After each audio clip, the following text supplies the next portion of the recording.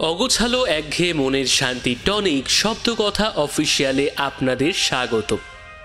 প্রথমেই সকলকে জানাই বিলেটেড শুভ বিজয়া এবং আপকামিং দীপাবলির অনেক অনেক প্রীতি, শুভেচ্ছা এবং অভিনন্দন। ফাইনালি পুজো পালার রেশ কাটিয়ে আমরা ফিরতে পেরেছি, আর ফিরেই আপনাদের পছন্দের সেগমেন্টের অর্থাৎ মহিলা গোয়েন্দা চরিত্রের গল্প নিয়ে একেবারে হাজির। অবশ্য আজকের গল্পের মুখ্য চরিত্রে রয়েছেন একজন দুঁদে মহিলা পুলিশ অফিসার। আজ আপনারা শুনবেন লেখিকা সুচিস্মিতা দেবের কলমে জীবন মৃত রহস্য।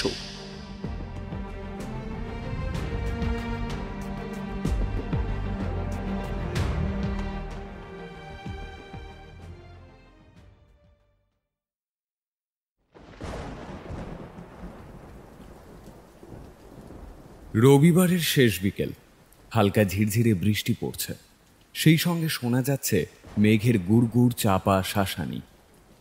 রেনকোট খুলে শার্ট প্যান্টের বাড়তি জলকণা ঝাড়তে ঝাড়তে মল্লিকা উঠে এলো ওর বড় পিসি যমুনার শ্বশুর বাড়ির দোতলায়, প্রশস্ত আলো আধারী ল্যান্ডিংটাতে। শরিকি বিবাদে জীর্ণ বিবর্ণ তিনতলা বাড়িটির নাম দত্ত মঞ্জিল। এককালে খুবই জমজমাট ছিল এই ব্যবসায়ী বনেদি পরিবার। ছোটবেলায় মল্লিকার কাছে বাড়িটা ছিল যেন রূপকথার মায়াপুরী। ঘরের পর ঘর, মানুষজন, বিলাস, বৈভব গম গম করত দত্ত মঞ্জিল। সেসব এখন অতীত। মল্লিকার স্বর্গত পিসে মশাইয়ের ভাইয়েরা সকলেই মারা গেছে। অযোগ্য অকর্মা উত্তর পুরুষেরা তিনটি তলা নিয়ে থাকে তাদের পরিবার নিয়ে। দোতলায় বসবাস করেন মল্লিকার পিসি, নিঃসন্তান বিধবা যমুনা। একাই থাকেন।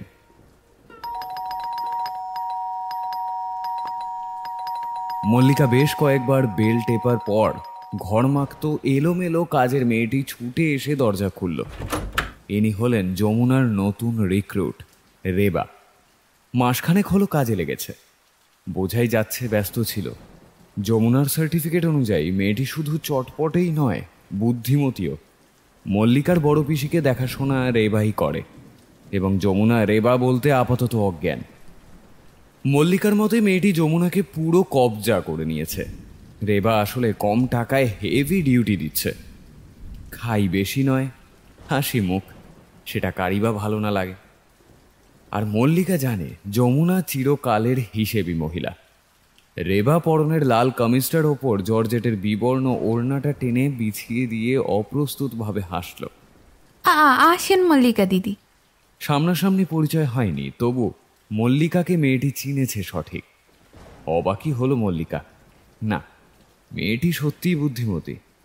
বড় পিসি নাকি আবার পড়ে গেছেন। আশ্চর্য, এই নিয়ে 1 মাসে 2 বার পড়লেন।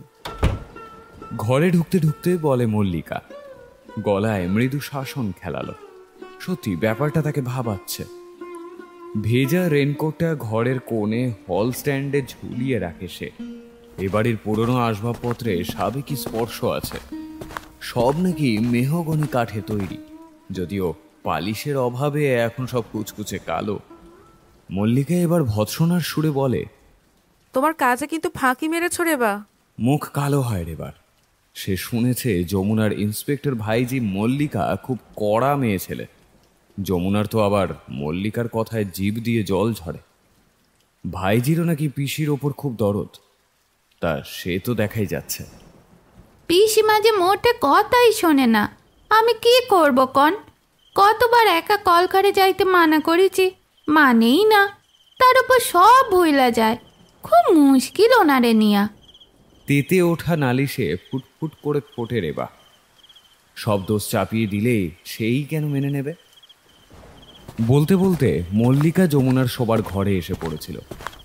যমুনা পালঙ্কে শুয়ে আছেন। ডাক্তার হাঁটা চলার ওপর বিধি নিষেধ চাপিয়েছেন। ভালোই জব্দ হয়েছেন এবার যমুনা। দিন 20 আগেও একবার বাথরুমে পড়ে গেছিলেন। কপাল গুণে খুব চোট পাননি। এবার তার কপাল সঙ্গ দেয়নি। কোমর হাঁটু জখম হয়েছে, পায়ের পাতা মোচকে ফুলে উঠেছে। নেহাত বাথরুমটা অপরিসর, তাই কল ধরে পড়ার বেগে খানিকটা সামাল দিতে পেরেছিলেন। না হলে কি যে হতো কে জানে। যমুনার ফর্সা ভারী চেহারা দেখলে বোঝা যায় বয়সকালে সুন্দরী ছিলেন মহিলা। শোবার ঘরখানা মাঝারি মাপের, তার ওপরে মোটা মোটা ভারী কাঠের খাট, আলমারি, ড্রেসিং টেবিল, আলনা, পুরনো আসবাবে ঠাসা। নোনা ধরা দেওয়ালে যমুনা ও তার স্বামীর যৌবনকালের ছবিগুলো যেন অনন্তকাল ধৈর্য ধরে ঝুলে আছে। একে মেঘলা, তাই খড়খড়ির পাল্লা দেওয়া শিকওয়ালা জানালাটা সূর্যের আলোকে প্রবেশের ছাড়পত্র দরাজ হাতে দেয়নি, ফলে দিনেও ঘরে একটা হলুদ আলো টিমটিমিয়ে জ্বলছে। জানলা ঘেঁষে পাশের বাড়ির বৃষ্টি ভেজা স্যাঁতস্যাঁতে রংচটা বটগাছ শোভিত দেওয়ালের পাশেই ল্যাম্পপোস্ট থেকে অসংখ্য কেবল তার জড়াজড়ি করে এক ঝাঁক বাদুড়ের মতো ঝুলন্ত। তার উপরে বিষণ্ণ ভেজা আকাশ। হাবড়ার ছাপোষা মধ্যবিত্ত ঘরের মেয়ে যমুনার রূপের জোরে বনেদি ঘরে বিয়ে হয়েছিল। এখন এদের অবস্থা পড়ে গিয়ে ভাগাভাগিতে আটখানা। যমুনার না আছে স্বামী, না আছে ছেলেপুলে। ভাগের ঘর কখানা ছাড়া আর আছে ভাঙা চোরা শরীরখানা।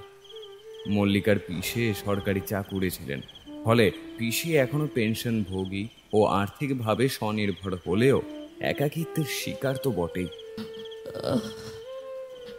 এসে গেছিস মল্লি? দেখ, আবার পড়ে গেলাম। ও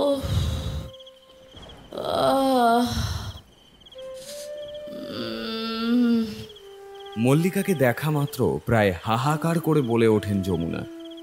সে তো দেখতেই পাচ্ছি, কি করে বারবার এমন পড়ছো বলো তো? মেয়েটা কি করে, তোমায় দেখে না ঠিক করে?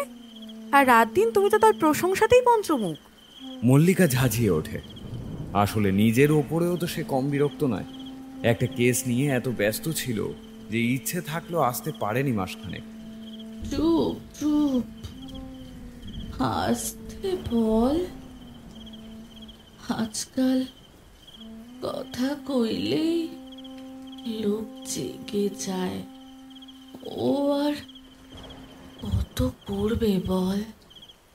রান্না বান্না, ঝাড়ু পোছা, আমাকে দেখা, সবই তো করে। কেন করে? পয়সা বাঁচাচ্ছ বলে করে। আজকাল বুড়ো বুড়িদের দেখভাল করার লোকেদের ভীষণ খাই। 10-12 হাজারের কমে কথাই বলে না। এখানে ও তো স্বাদ নিচ্ছে। রেবা তোমায় ঠিকই চিনেছে, কথা শোনার বান্দা তুমি মোটেই নও। নালিশ করলো বুঝি? সত্যি বারণ করে। আমারই দোষ। ভাবি মেয়েটা ব্যস্ত আছে। এই তো 2 পা গেলে বাথরুম। কেন পারবো না?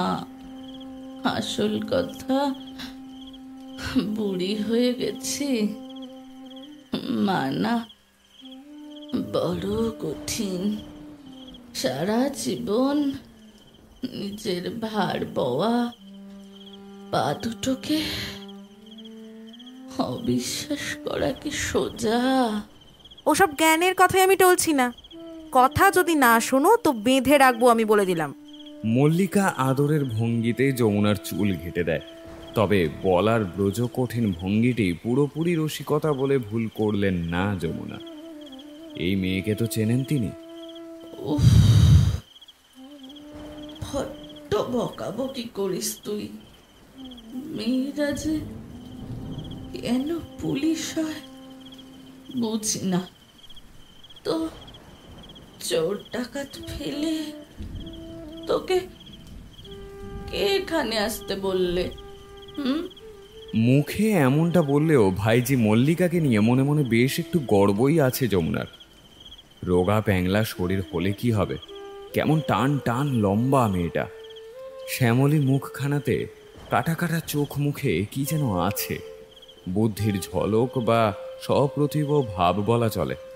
মফস্বলী মেয়ের সরলতা মাখা চোখ দুটি দিব্যি মায়ায় জড়ায়। ইন্সপেক্টর মল্লিকা, বাবা, পুলিশের চাকরি করা কি চারটিখানি ব্যাপার? মেয়েটা ছোট থেকেই ডাকাবুকো এবং সাহসী ছিল। বলতো, আমি সব চোরেদের জেলে পুরব, দেখো তোমরা।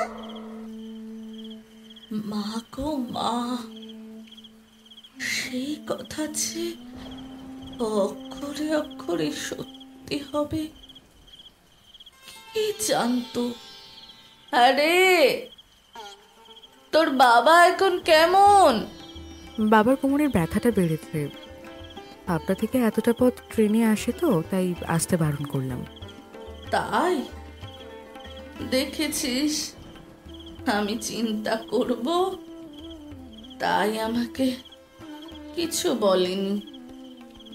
তা তুই যে এলি ভারী কাজ কাম ফেলে, পুলিশদের তো শুনি মোটে ফুরসত মেলে না। আমি তো পুচকে পুলিশ, অত চাপ নেই। আর তুমি পড়ে গেছো, না এলে বাবা আমাকে আস্ত রাখবে নাকি? হ্যাঁ। যমুনা শুনে প্রীত হতেন। শঙ্কর মানে মল্লিকার বাবা যমুনাদের 7 ভাই বোনের মধ্যে সর্বকনিষ্ঠ। ভাই বোনের বয়সের মধ্যে অনেক ফারাক। শৈশবে মাতৃহারা শঙ্কর দিদিটিকে প্রায় মাতৃজ্ঞানে পূজা করতেন। মাসে অন্তত একবার হাবড়া থেকে এসে দিদিকে দেখে যাবেনি। যমুনা 3 দিন আগে বাথরুমে পড়ে গিয়ে চোট পেয়েছেন। শঙ্কর ব্যস্ত হয়ে পড়েছিলেন, অথচ তিনি নিজেও অসুস্থ। অগত্যা মেয়ের শরণাপন্ন হন তিনি। মল্লিকার উল্টোডাঙার ভাড়া বাড়ি থেকে সুকিয়া স্ট্রিট রাজাবাজারের মধ্যবর্তী এই দত্ত মঞ্জিল তো কাছেই। মল্লিকার আপত্তির প্রশ্নই ওঠে না। বড় পিসিটির উপর তার নিজের টানও কম নয়। তাছাড়া এই নর্থ ক্যালকাটা অঞ্চলটির ওপর তার তুমুল আকর্ষণ। বাংলার নবজাগরণের কেন্দ্র বলে কথা। পথে পথে ছড়িয়ে আছে ইতিহাস। রামমোহন, বিদ্যাসাগর, কেশবচন্দ্র, উপেন্দ্র কিশোর, জগদীশচন্দ্র, রবীন্দ্রনাথ, অজস্র মনীষীদের পদধূলি ছড়িয়ে আছে পথের বাঁকে বাঁকে। সরু ঘিঞ্জি গলিতে রহস্যময় প্রাচীন কলকাতার গন্ধ।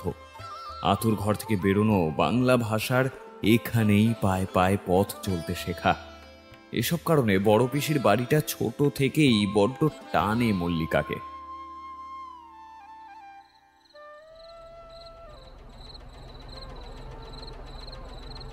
ঘরে ঢুকে মল্লিকা ভ্যাপসা গুমোট গরমে ঘেমে উঠছিল।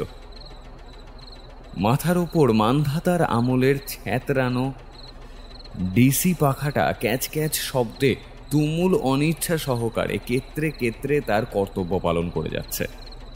তাতে ফলাফল আশানুরূপ না হওয়ায় চেয়ারে বসে মল্লিকা রুমালে মুখ ও ঘাড় মোছে। ভাইজির অস্বস্তি দেখেন যমুনা। রেবাকে খাবার জল আনতে আদেশ করেন। বৃষ্টিটা ঠিক মতো হলে গরমটা একটু কাটতো। কুণ্ঠিত যমুনা বলেন, এর সমস্তটাই গ্লোবাল ওয়ার্মিং এর ফল।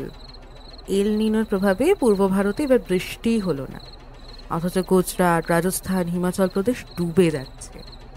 শুনে যমুনা ঘাড় নাড়েন। এসব গবেষণা কাগজে রোজ বের হচ্ছে বটে।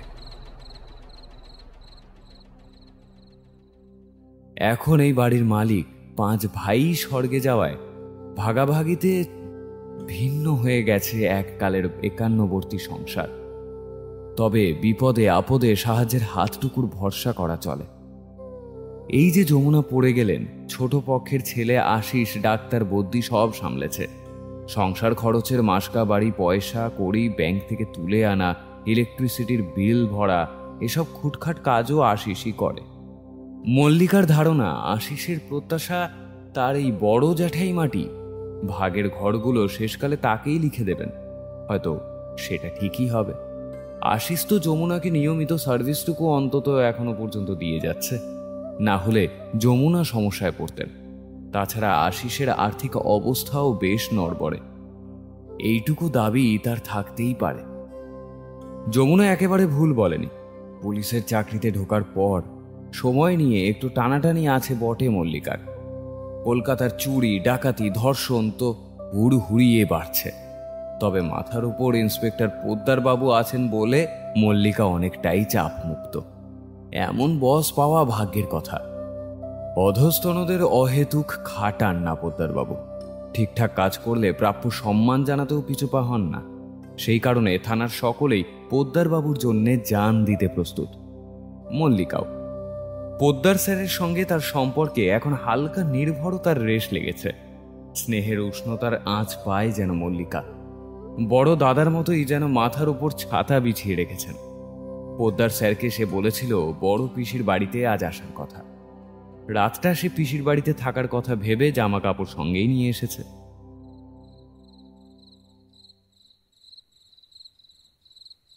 রাতে ডিমের ডালনা খাবি মল্লি?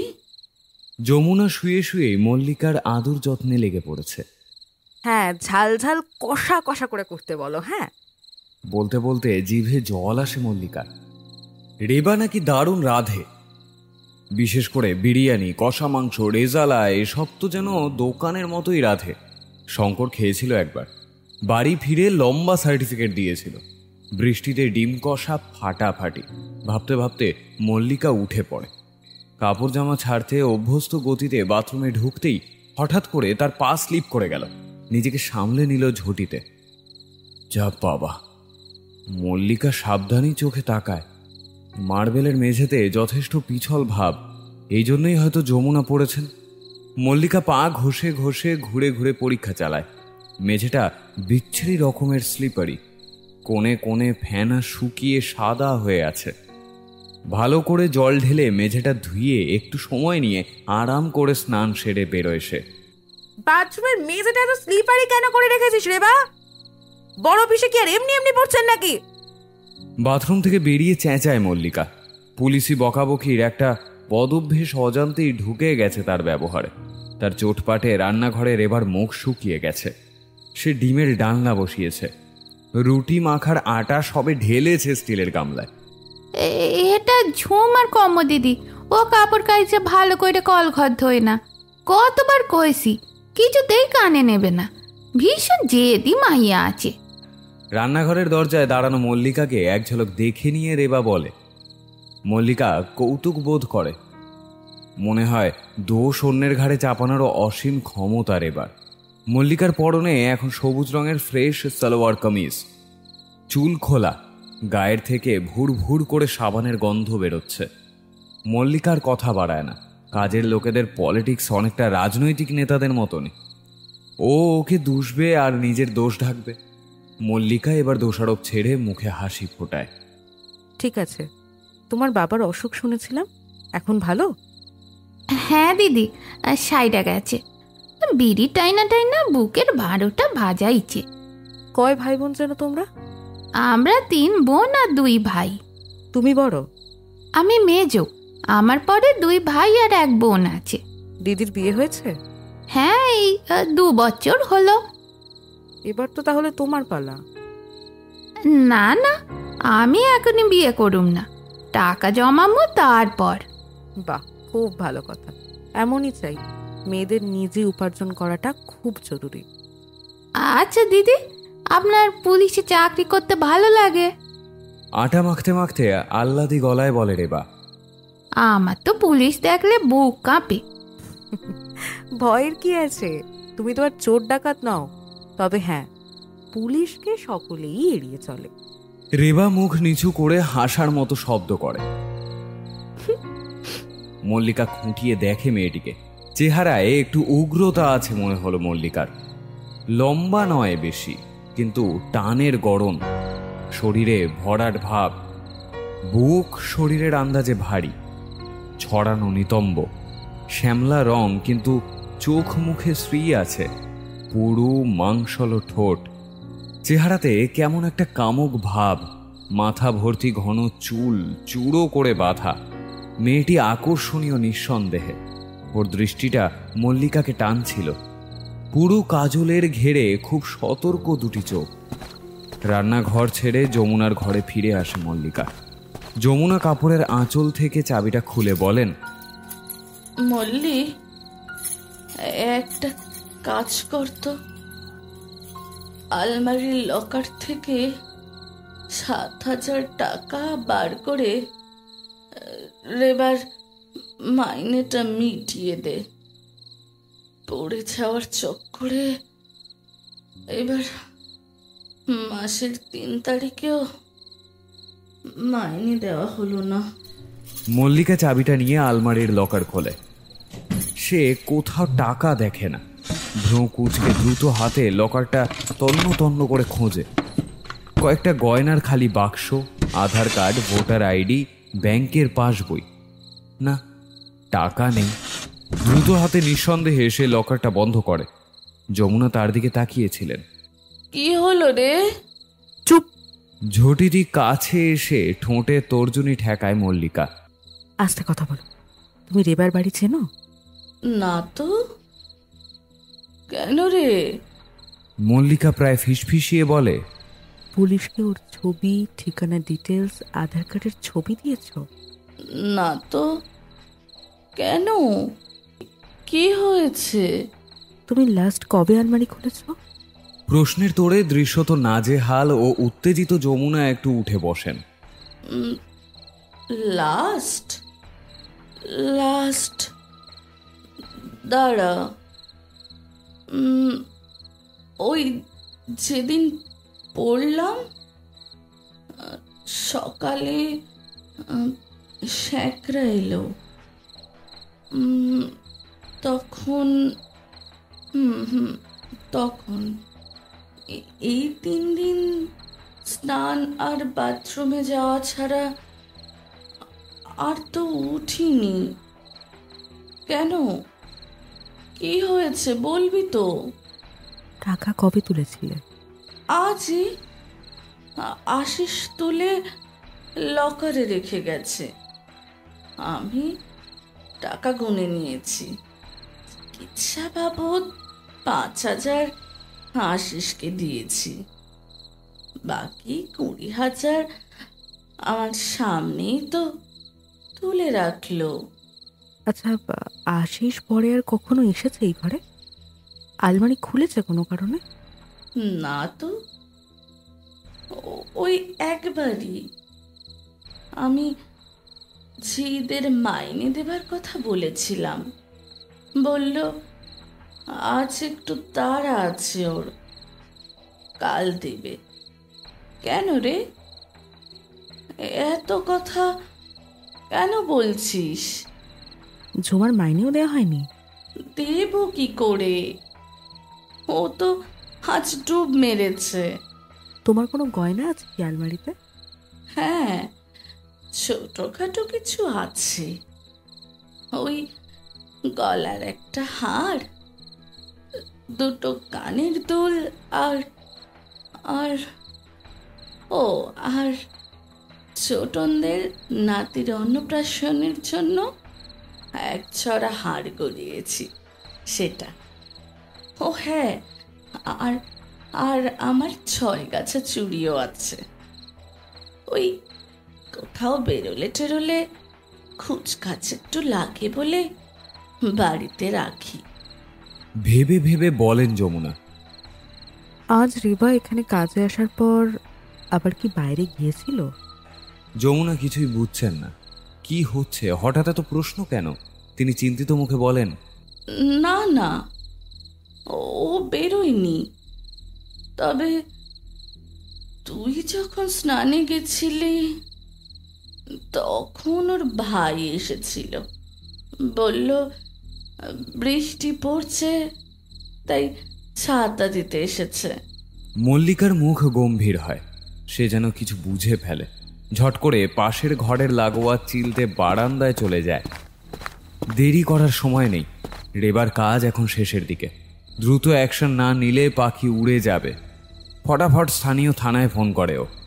Sir, inspector Mallika. হ্যাঁ sir, Salt Lake. Sir, immediately plain ড্রেসে একজন কাউকে পাঠাতে হবে। ঠিকানা লোকেশন আমি গুগল করছি। রতনবাবু আসছেন? ওকে নিচে ওয়েট করতে বলবেন। একটা মেয়ে বেরোবে, সলভা কামিজ, লাল ওড়না। মেয়েটাকে ফলো করে ওর বাড়িটা লোকেট করতে হবে, দরকারে অ্যারেস্ট করতে হবে। চুরি স্যার, এখনো প্রমাণ নেই। বাড়িটা রেড করলে হয়তো মাল উদ্ধার হতে পারে। কনস্টেবল রতনের ফোন নম্বরটা সেভ করেই দ্রুত পায়ে ঘরে ফিরে মল্লিকা ফিস ফিসিয়ে যমুনাকে বলে, লকারটা খালি বড় বেশি, তুমি একদম রিঅ্যাক্ট করো না। সম্ভবত তুমি যখন বাথরুমে ছিলে তখন কাজটা কেউ আজই দুপুরবেলায় সেরেছে। কি বলছিস? লকার খালি? খেয়ে নিল? হ্যাঁ, রেবা নাকি? ঝুমাও তো আজ কাজে আসেনি। এক রাশ কালি যেন বিছিয়ে যায় যমুনার মুখে, চোখ বিস্ফারিত। যদিও যথাসম্ভব গলা নামিয়েই ফিসফিস করে কথা বললেন তিনি। তবে আর কে হবে? রেবাই হবে। আশিস তো টাকা রাখার পর আর আলমারি খোলেনি বলছো। একটু আগে পুলিশ সম্পর্কিত রেবার মন্তব্য ঝলকে ওঠে মল্লিকার মনে। সে ভাবে রেবা ছাড়া রইল আশিস। আশিসকে সন্দেহের তালিকায় রাখা যায় কি? সে নাকি এখন বেকার, টানাটানির মধ্যে আছে। আশিস আজ মাইনে দিতে রাজি না হয়ে তাড়াহুড়ো করে চলে গিয়েছিল বুঝি? কেন? টাকা লকারে রাখার সময় কি যমুনার চোখকে ফাঁকি দিয়ে আশিসই টাকা হাতিয়েছে? গয়নাগুলো কখন নিল? আশিসকে সাদাসিধে মানুষই তো মনে হয়। হাত সাফাই এসে কতটা পারদর্শী। তবে যমুনা এ কথা শুনলে রাগ করবেন। আশিসের ওপর তার পরিপূর্ণ বিশ্বাস। না না না, আশিস আর খোলেনি। তাছাড়া আমার সঙ্গে কথা বলতে বলতে টাকা রাখলো, আমিও তো দেখলাম। মল্লি, লকারে গয়নাও নেই? হ্যাঁ, মল্লিকা একটু ভেবে তারপর বলে, পিসি, তোমার বয়সে দেখছি ভাবলেও সবসময় সবটা দেখা হয়। হাত সাফাই ধরা কি আর তোমার কম্য? তুই রেবাকে সার্চ কর, শিগগির শিগগির। দৃশ্যত নার্ভাস যমুনা ব্যস্ত হয়ে পড়েন। যদি রেবা নিয়ে থাকে, মাল ও সরিয়ে ফেলেছে পিসি। আমাকে দেখেই নিশ্চয়ই সতর্ক হয়ে গিয়েছিল। ভাইকে ফোনে ডেকে নিয়েছিল কি? তুমি তো বললে না যে আমি যখন বাথরুমে ছিলাম ভাই এসেছিল ছাতা দিতে। ছাতাটা হয়তো মিথ্যে একটা অজুহাত। আজ তো সকাল থেকেই বৃষ্টি, ছাতা না নিয়েও আসবে কেন? থ্যাংক গড আমি আজ হঠাৎ এসে পড়লাম। তুমি ব্যস্ত হও না, বাচ্চাদনকে আমি এমন ধোলাই দেব না, জিন্দিগিতে ভুলবে না। চুরি করছে। মল্লিকা ভাবে আপাতত সাসপেক্ট দুজন। 1 নম্বর আশিস, সে আর বাড়ি ছেড়ে পালাবে কই। আর 2 রেবা। চোর হলেও আজকের পরে রেবা গা ঢাকা দেবে, চাকরিতে আর ফিরবে না। ওর আস্তানাটা জানা খুব দরকার। মল্লিকার স্নান করতে যে সময় লেগেছিল তার মধ্যে যদি রেবার ভাই এসে মাল নিয়ে যেতে পারে, তার মানে বাড়িটা হয়তো কাছেই। লোকাল থানার ওসিকে পুলিশ পাঠাতে বলে ঠিক পথেই এগোচ্ছে মল্লিকা। রান্না বান্না শেষ করে ফটাফট খাবার টেবিলে সাজিয়ে নিজের কাজকর্ম গুছিয়ে যাবার জন্য তৈরি হয় রেবা। যমুনা এত ভেঙে পড়েন যে পাশ ফিরে ঘুমিয়ে থাকার ভান করে পড়ে থাকেন তিনি। মেয়েটার উপর মায়া পড়ে গিয়েছিল। মুখের কথা সরবার আগে কাজ করে ফেলত, মুখ দেখে প্রয়োজন বুঝে যেত, যার জন্যে ওকে ছাড়ার কথা ভাবতেই পারেননি যমুনা। মন খারাপ করে পড়ে রইলেন তিনি। রেবা আবার ন্যাকামি করে বলল, অবেলায় ঘুমালে নাকি পিসিমা? না খেলে কিন্তু শরীর খারাপ করবে। যমুনা মনে মনে বললেন, মরণ। মল্লিকা দেখল ছোট্ট একটা পয়সার পার্স আর ছাতা নিয়ে বেরিয়ে যাচ্ছে রেবা। না, এখানে রেবার শরীর সার্চ করলে মালপত্র পাওয়ার আশা কম। রেবাকে মল্লিকা সন্দেহের কথা বুঝতে দিতে চায় না। তাহলে ও হয়তো বাড়ির রাস্তায় যাবেই না, বাড়িতেই ওকে সার্চ করা ঠিক হবে। নিচে রাস্তার উল্টো দিকে কনস্টেবল রতন প্লেন ড্রেসে দাঁড়িয়ে আছে। ফোনে রতনকে রেবার বেরোনোর কথা জানিয়ে মল্লিকা সেই অবসরে বিশেষ করে রান্নাঘর আর অন্যান্য ঘরগুলো দ্রুত সার্চ করতে শুরু করে। রেবা বাড়ি থেকে বেরিয়ে হন হন করে হাঁটা মারে। কিছুটা দূরত্ব রেখে ওকে অনুসরণ করে চলে কনস্টেবল রতন। রাজাবাজারের মোড়ে এসে রেবা বাঁ দিকে ঘোরে। প্রচুর ফলের দোকান, দেখে মনে হচ্ছে আমের যেন উৎসব লেগেছে। চতুর্দিকে গরু, ছাগল, মুরগি চড়ে বেড়াচ্ছে। হইচই করছে বাচ্চা কাচ্চার দঙ্গল। খুবই নিম্নবিত্ত এলাকা, দুর্গন্ধ ও ভীষণ নোংরা চারপাশে। রাস্তার গর্তে বর্ষার জমা জল। আনাজপাতি আর মাংসের দোকানে এখনো ভিড়। ব্রিজের কাছে একটা সরু হাড় জিরজিরে গলি। গলিপথে এগোয় রেবা, পিছনে রতন। একটা বাড়ির সামনে দাঁড়িয়ে দরজায় টোকা মারছে সতর্ক রেবা। একটু আড়াল রেখে ফোনে মল্লিকাকে লোকেশন জানায় রতন। মল্লিকা যমুনার বাড়িতে চোরাই মাল পায়নি। সময় নষ্ট না করে সে স্কুটি নিয়ে বেরিয়ে পড়েছিল। রতনের ফোন পেয়ে অবাক হয়েছিল মল্লিকা। রেবা কি তবে রাজাবাজারের মুসলমান পাড়ায় থাকে? মল্লিকা এসে পৌঁছে দেখে রতন গলির মুখে দাঁড়িয়ে আছে তার অপেক্ষায়। দুজনে এবার রেবার ঘরের দরজায় পৌঁছে সশব্দ আঘাত করে। সঙ্গে সঙ্গে ভিতর থেকে রেবার গলা শোনা যায়। কে? কথা না বলে মল্লিকা জোরে জোরে দরজায় বাড়ি মারতে লাগে। দরজা খোলে না। সময় না দিয়ে রতন পলকা দরজাটা অনায়াসে প্রবল এক ধাক্কা মেরে ভেঙে দেয়। স্পিডে ঘরে ঢোকে মল্লিকা, পিছনে রিভলভার হাতে রতন। 10 ফিট বাই 10 ফিটের এলোমেলো অপরিচ্ছন্ন ঘরের মধ্যিখানে ভ্যাবাচাকা খেয়ে দাঁড়িয়ে আছে রেবা। তার হাতের নাইটিটা দিয়ে সে নিজেকে ঢাকার চেষ্টা করছে। সম্ভবত সে বাইরে থেকে এসে জামা কাপড় ছাড়ছিল। ঘরের এক পাশে একটা খাট, অন্যদিকে একটা চেয়ার টেবিল, পাশে একটা ছোট দরজা দিয়ে রান্নাঘর দেখা যাচ্ছে। রতন রেবার দিকে এক ঝলক তাকিয়ে চোখ সরিয়ে ছুটে যায় রান্নাঘরে। রান্নাঘরের পিছনের দরজাটা হাট করে খোলা। তারপরে আর একটা বাড়ির দেওয়াল ও অন্ধকার উঠোন, একটা কাঁচা নর্দমা সামনেই, কেউ কোথাও নেই। রতন ফিরে আসে। মল্লিকার গালাগালি খেয়ে নাইটিটা পরে নিয়েছে রেবা। তার চোখে আতঙ্ক। তোর ভাইটা গেল কোথায়? টাকা গয়না কোথায় রেখেছিস? ভালোই ভালোই বের কর শালি। হাতের কাছে ছাতাটা পেয়ে সেটা তুলে মারার ভঙ্গি করে বলে রতন। মল্লিকা ফোনে রতনকে সংক্ষেপে ঘটনাটা জানিয়েছিল, তাই রেবার ভাইকে খুঁজতেই রতন ছুটেছিল। মল্লিকা রতনকে বাধা দেয়। রতনবাবু, আপনি ঘরটা সার্চ করুন। রেবা, তোমার বাড়ির বাকি লোকজন কই? রেবা ফ্যাল ফ্যাল করে চেয়ে থাকে। বাড়িতে তো কেউ নাই। সে কি, তোমার মা বাবা ভাই বোন কোথায়? রেবা এবার চেঁচিয়ে কেঁদে ওঠে। কেউ নাই, কেউ নাই আমার, কেউ নাই আমার। রেবার ঘরের দরজায় ততক্ষণে ঠেলাঠেলি ভিড় জমেছে। বস্তির মানুষজন উঁকি ঝুঁকি মেরে পরিস্থিতি বুঝতে চাইছে। বিছানায় বসে আছে রেবা, হাঁটুর মধ্যে মুখ লুকোনো, পিঠটা কান্নায় কেঁপে কেঁপে উঠছে। রতন ঘরটার তন্ন তন্ন করে খুঁজেও কিছুই পেল না। না ম্যাডাম, কিছুই তো কই পাওয়া গেল না। এই সময় একটি মেয়ে সাহস করে এগিয়ে আসে। এই বস্তিরই মেয়ে, কাঁখে কচি শিশু। ভয় ভয় প্রশ্ন করে, রাবেয়া কি আবার চুরি করেছে দিদি? মল্লিকা অবাক হয়। রাবেয়াকে? মেয়েটি আঙুল দিয়ে রেবাকে দেখায়। হালবাত মানে ওর মরদকে আমি একটু আগে আমাদের উঠান দিয়ে ভাগতে দেখেছি। একেবারে হকচকিয়ে যায় মল্লিকা। রাবেয়া? সঙ্গে সঙ্গে এক ঝটকায় মাথা তুলে চেঁচিয়ে ওঠে রেবা। নাকি রাবেয়া? এ হারামজাদি, একদম চুপ।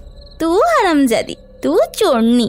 हम लोगों का जीना हराम करके रखा है मियाँ बीवी दोनों ने। निया निया किस्सा रोज का लफड़ा। उफ। বেকায়দা চিল্লিয়ে ওঠে প্রতিবেশী মেয়ে। মল্লিকা মেয়েটিকে থামায়। আরে চুপ করো তো তোমরা। মনে মনে নানা কথা ভাবতে থাকে মল্লিকা। কি আশ্চর্য, রেবার নাম বলছে রাবেয়া। রেবা কি মুসলমান? আবার মিয়া বিবি, তার মানে বিবাহিত। বাবা মা ভাই বোনের গল্প কি সবটা ভুল? কি সাংঘাতিক, তো ডেঞ্জারাস মেয়ে। মানে মল্লিকার চোখ মুখ শক্ত হয়ে ওঠে। অচেনা মেয়েটিকে প্রশ্ন করে, তুমি কে? मैं हूँ सबाना, পাশের ঘরেই থাকি। বাল বাচ্চা নিয়ে সংসার দিদি। এই মেয়ে ছেলেটা আর ওর মরদ 1 সাল হলো এখানে ঘর ভাড়া নিয়েছে দিদি। রোজ চিল্লাচিল্লি, মদ খেয়ে মারামারি, চুরি ছিনতাই তো এদের রোজ বা হাতের খেল গো দিদি, রোজ বা হাতের খেল। এক বুড়ির বাড়িতে কাজ নিয়েছে, এখানেও মনে হয় চুরি করেছে গো দিদি। আপনি কি সেই বাড়ির লোক গো দিদি? সেই বাড়ির লোক? মল্লিকা প্লেন ড্রেসে রয়েছে বলে তার পুলিশি পরিচয় বোঝা যাচ্ছে না। রতন ততক্ষণে গাড়ির জন্য থানায় ফোন করে দিয়েছে। আজকের রাতটা লকআপে থাকুক রাবেয়া। হ্যাঁ, ওর নাম তো রাবেয়াই। স্বীকার করেছে হিন্দু বাড়িতে কাজ করার জন্য রেবা ছদ্মনাম নিয়েছে। গাড়িতে শান্তভাবেই উঠল। থানায় পৌঁছে এফআইআর করে লকআপে ভরার আগে ইন্টারোগেশনে ওর পেট থেকে কোনো কথা বার করা গেল না। চুরির কথাও স্বীকার করল না। আগামীকাল সকালের কার্যক্রম ভাবতে ভাবতে বড় পিসির বাড়িতে ফিরে আসে ক্লান্ত মল্লিকা। আশিস দরজা খুলে দিল। যমুনা মলিন মুখে শুয়ে একটু কান্নাকাটি করছেন, সেটা বোঝাই যাচ্ছে। ব্যাপারটা যথেষ্ট শকিং তার কাছে। গোলগাল চেহারার আশিস চিন্তিতভাবে খাটের পাশের চেয়ারে গিয়ে বসল। আরে জ্যাঠাইমার ফোন পেয়ে ছুটে এলাম। আজ একটা ইন্টারভিউ ছিল নিউ টাউনে, তা ফিরে বিশ্রাম নিচ্ছিলাম। এসে যা শুনলাম আমার তো হাত পা ঠান্ডা হয়ে গেল। কি ডেঞ্জারাস মেয়ে বলো তো। তা ধরা পড়লো? হ্যাঁ, রাবেয়া এখন লকআপে আছে। মল্লিকা ঢকঢক করে এক গ্লাস জল খায়। তারপর হাত পা ধুয়ে প্লেটে যমুনার রাতের খাবারটা নিয়ে খাটে এসে বসে।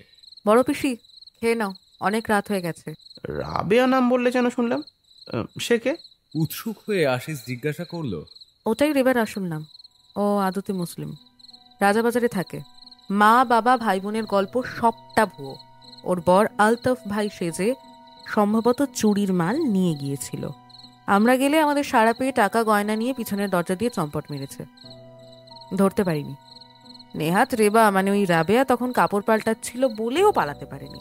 ও মা গো, সব মিথ্যে বলেছে আমাকে। ও ভগবান! যমুনার খাবার যেন গলায় আটকে যায়।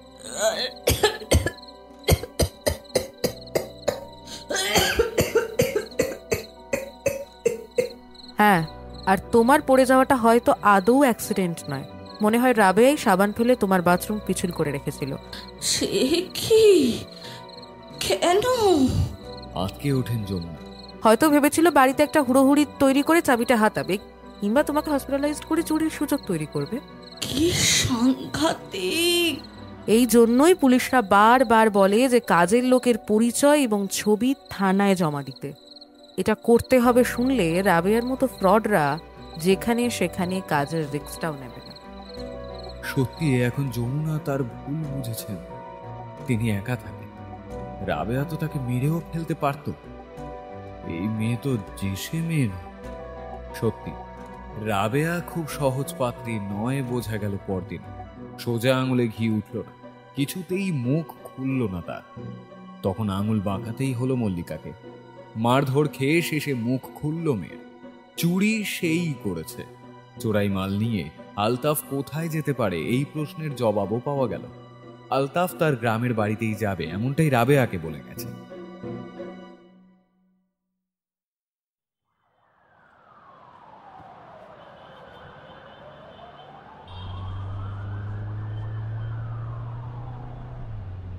পরদিনই আলতাফ অভিযানে বেরিয়ে পড়ল মল্লিকা, সঙ্গে রতন সহ আরো 2 জন কনস্টেবল।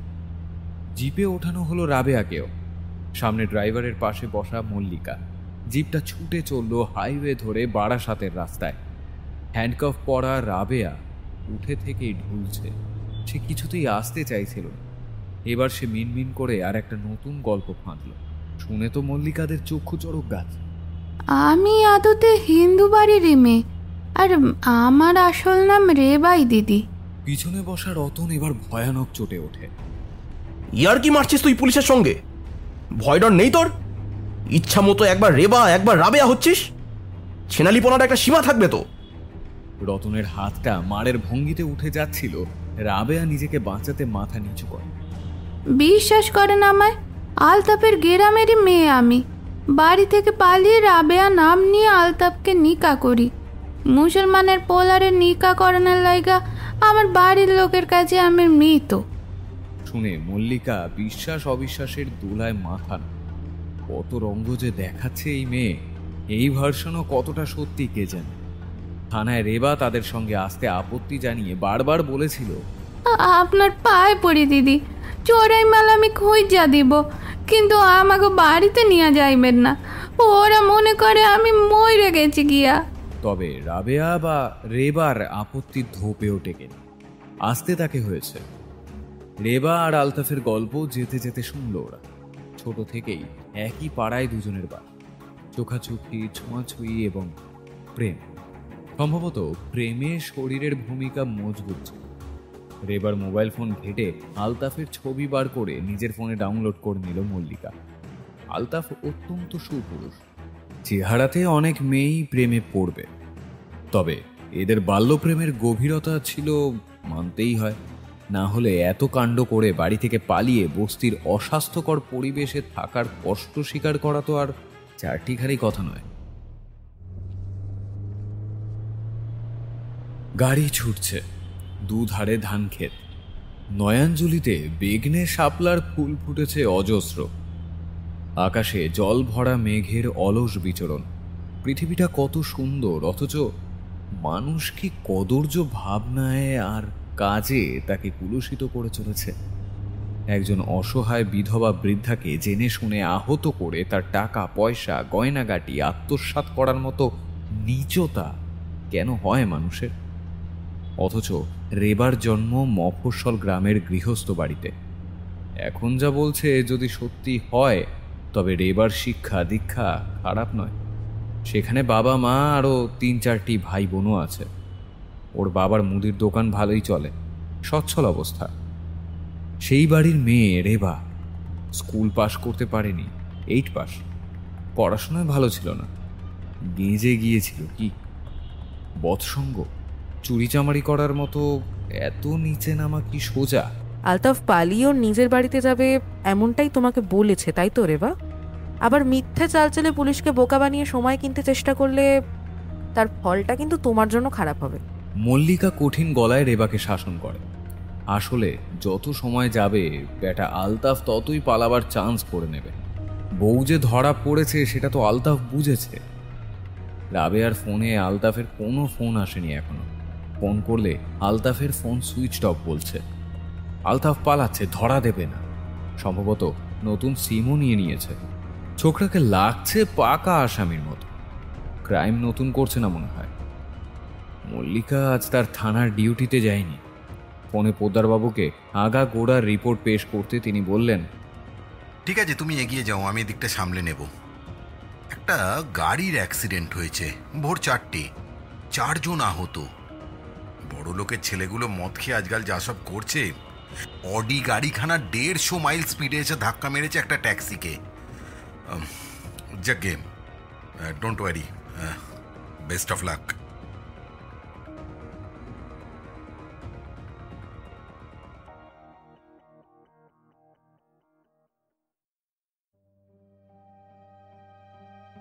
কলকাতার আশেপাশে এখন প্রচণ্ড ক্রাইম বাড়ছে। বড্ড দুঃসময়। মানুষ ভীষণ ডেসপারেট হয়ে পড়ছে। মনের সুকুমার বৃত্তিগুলির গলা টিপে মেরে ফেলছে সকলে। না খেটে চটজলদি বড় হবার পথ খুঁজছে সবাই। কলকারখানার অভাবে গরিব মানুষদের কাজকর্মের বড়ই অভাব। খালি পেট তাদের ক্রাইমের পথে ঠেলে দেয়।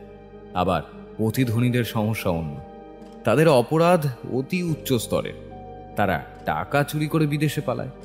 সরকার নাকি তাদের ধরতেই পারে না। দেশে থাকলেও বড় লোকদের চুরি ধরা পড়ে না। টাকার কৌলিন্যে ঢাকা পড়ে যায় সেসব। মল্লিকার চোখ দুটো জ্বলে ওঠে রাগে।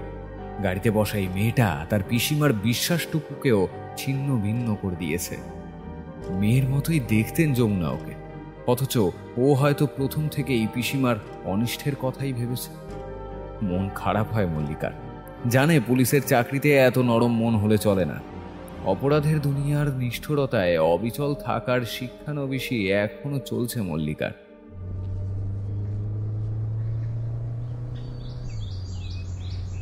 দিদি, এইবারে ডান দিকে চলেন। জিপটার এবার নির্দেশে বড় রাস্তা ছেড়ে সরু ইট বাঁধানো পথে চলেছে। দুধারে আম জাম কাঁঠালের নিবিড় ছায়া। মাঝে মধ্যে টলটলে জলাশয়ের ধারে বাঁশবনের জমাট আধার। সবুজ কচুরিপানা কেটে হাঁসের দল সাঁতরে চলেছে। ছবির মতো সুন্দর পরিবেশ। কিন্তু মল্লিকা জানে, যা চোখে দেখা যায় তাই সত্যি নয়। এই শান্তির ছবির আড়ালে দাঁত মুখ বার করা দারিদ্র, হিংসা আর খুনোখুনির রক্তাক্ত গল্প লুকিয়ে আছে। এবার গাড়ি ইতস্তত মানুষদের ব্যস্ততা আর দোকানপাট ছাড়িয়ে দাঁড়ায়। আঁতকে ওঠে রতন।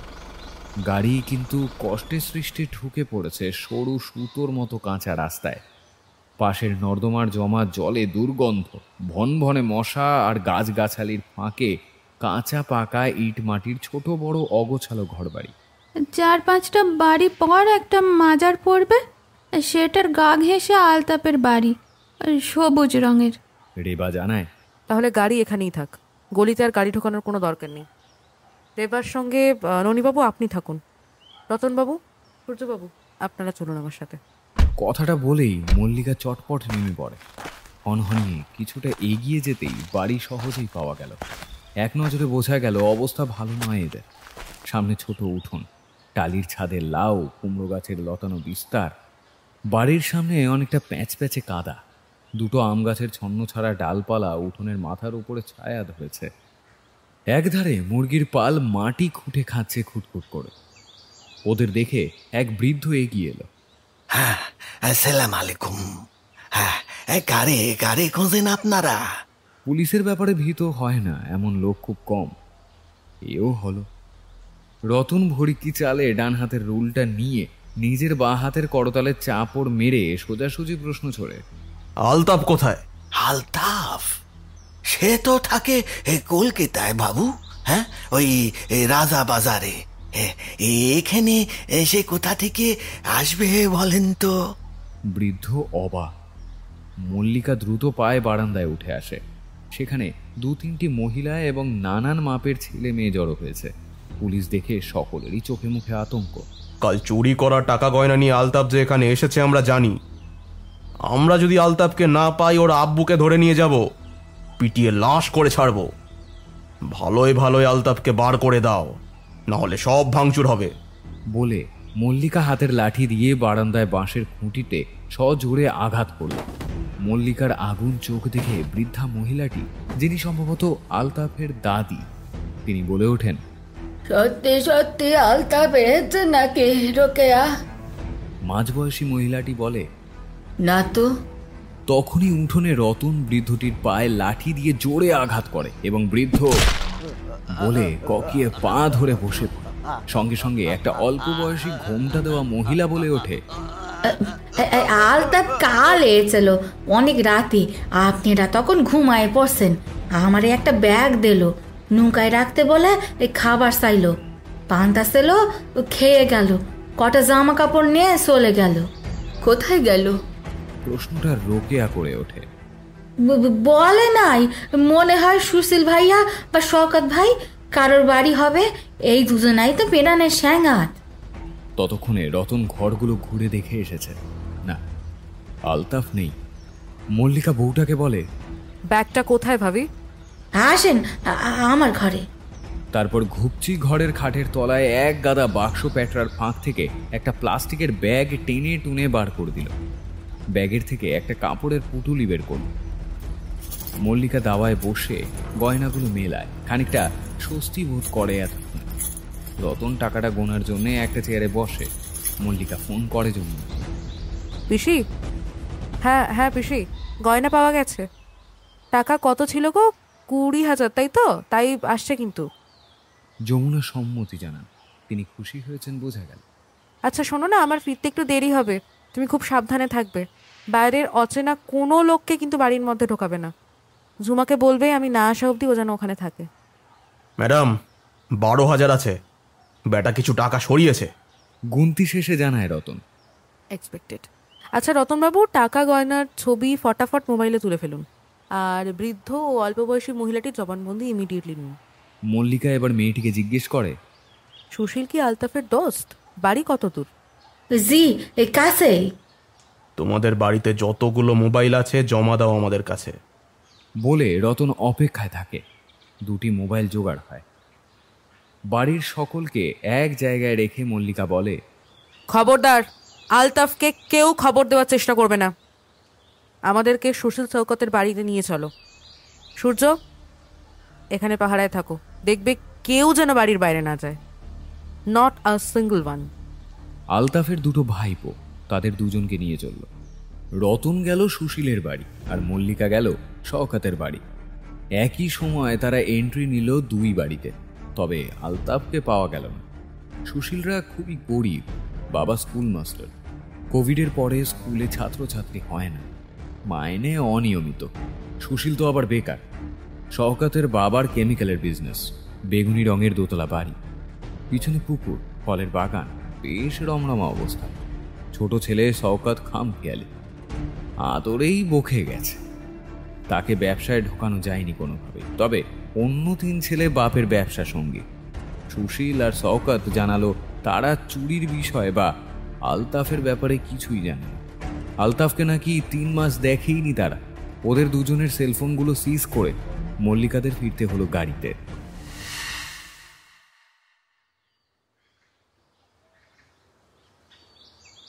মাল পেয়ে গেছেন, আলতাফকে পাননি? উদ্গ্রীবভাবে প্রশ্ন করে রেবা। জবাব দেবার প্রয়োজন বোধ করে না মল্লিকা। কি ভেবে রতনকে ডাকে। রতন বলে, মাল তো পাওয়াই গেছে ম্যাডাম, চোরও হেফাজতে। তাহলে তো কেস ক্লোজড। এই বিষয়ে কোনো মন্তব্য করে না মল্লিকা।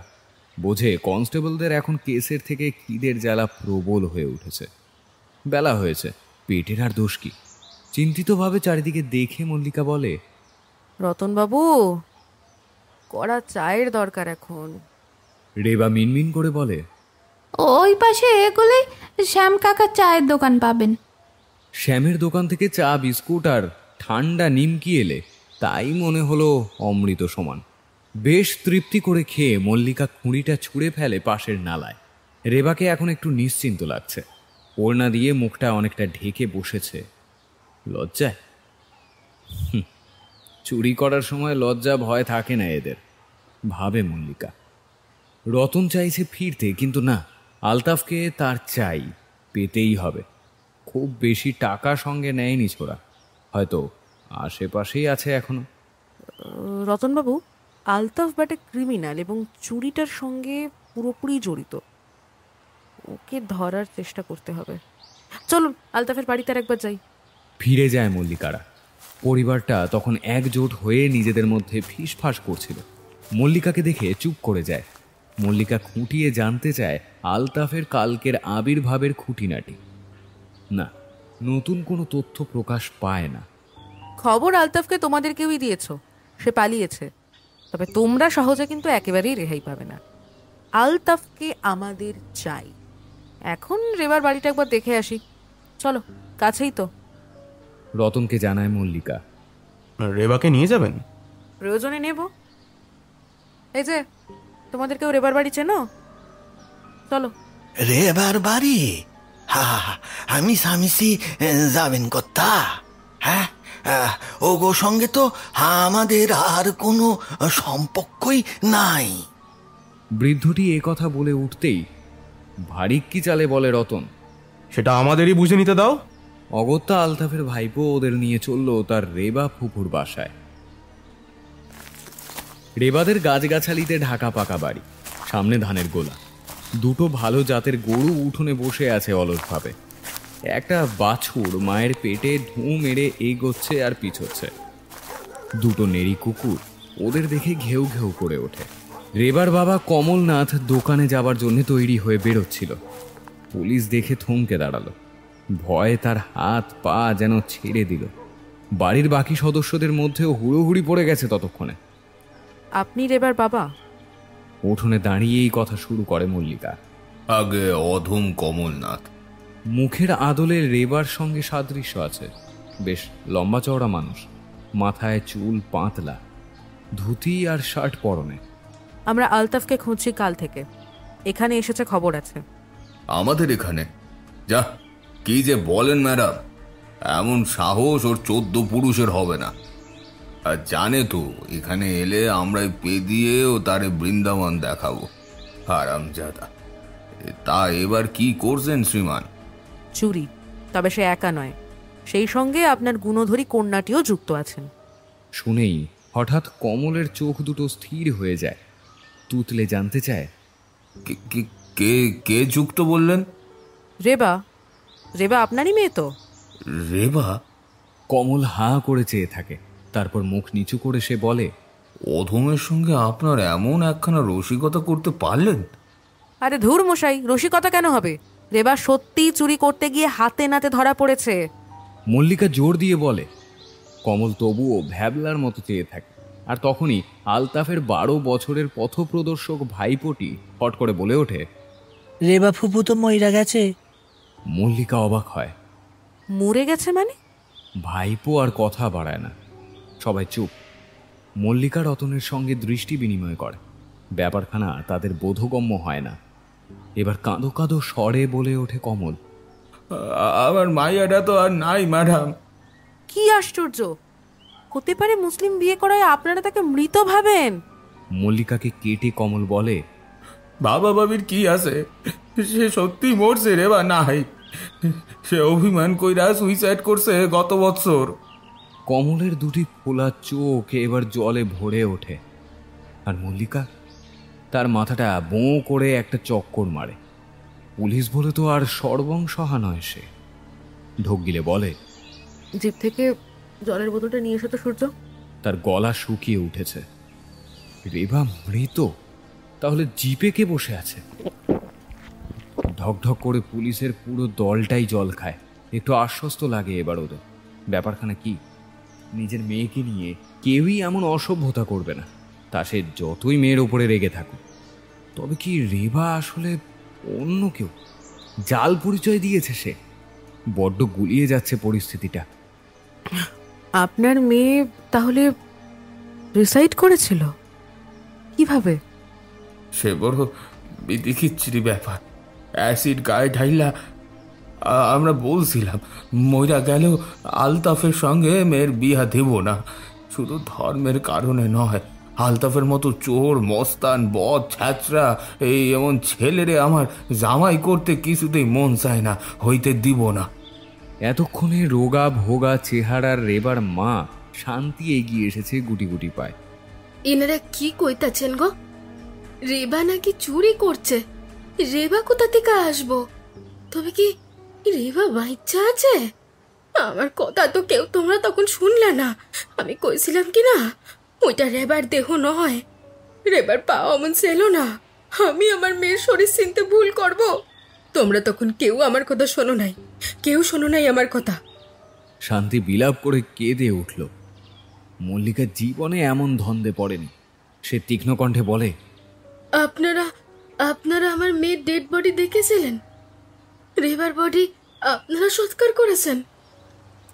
হ্যাঁ, সে বড় বিভৎস দৃশ্য। গোলে মোলে মেয়েরারে যেন চেনা যাচ্ছিল না। শিউরে ওঠে কমল।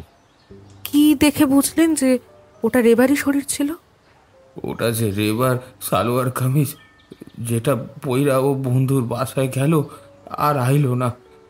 গত দুর্গা পূজায় জামাটাই পরা ছিল, স্যান্ডেল জোড়া। মুগ্ধ সেনার অবস্থা ছিল না, সে দেখা যায় না। দিদির হাতে গণেশ আঁকা রূপোর আংটিটা ছিল। এবার রেবার বোন বলে ওঠে। মল্লিকার দেরি না করে সে ফোনে জিপটা নিয়ে আসতে বলে রেবাদের বাড়ির সামনে। আচ্ছা শুনুন কমলবাবু, আমরা রেবাকে ধরেছি কলকাতা থেকে, যার নাম এখন রাবেয়া। সে আলতাফের স্ত্রী। আমি জানি না সে আপনাদেরই মেয়ে কিনা। সুকুমার, রেবাকে নিয়ে এসো। একটা দীর্ঘশ্বাস ফেলে দাঁড়িয়ে থাকে মল্লিকা। তার মাথা আর কাজ করছে না। রেবা, রাবেয়া, আসলে কে মেয়েটা? বাড়ির মানুষগুলো গভীর উৎকণ্ঠায় স্তব্ধ দাঁড়িয়ে। থমথম করছে উঠোনটা। জিপ থেকে নেমে আসে রেবা।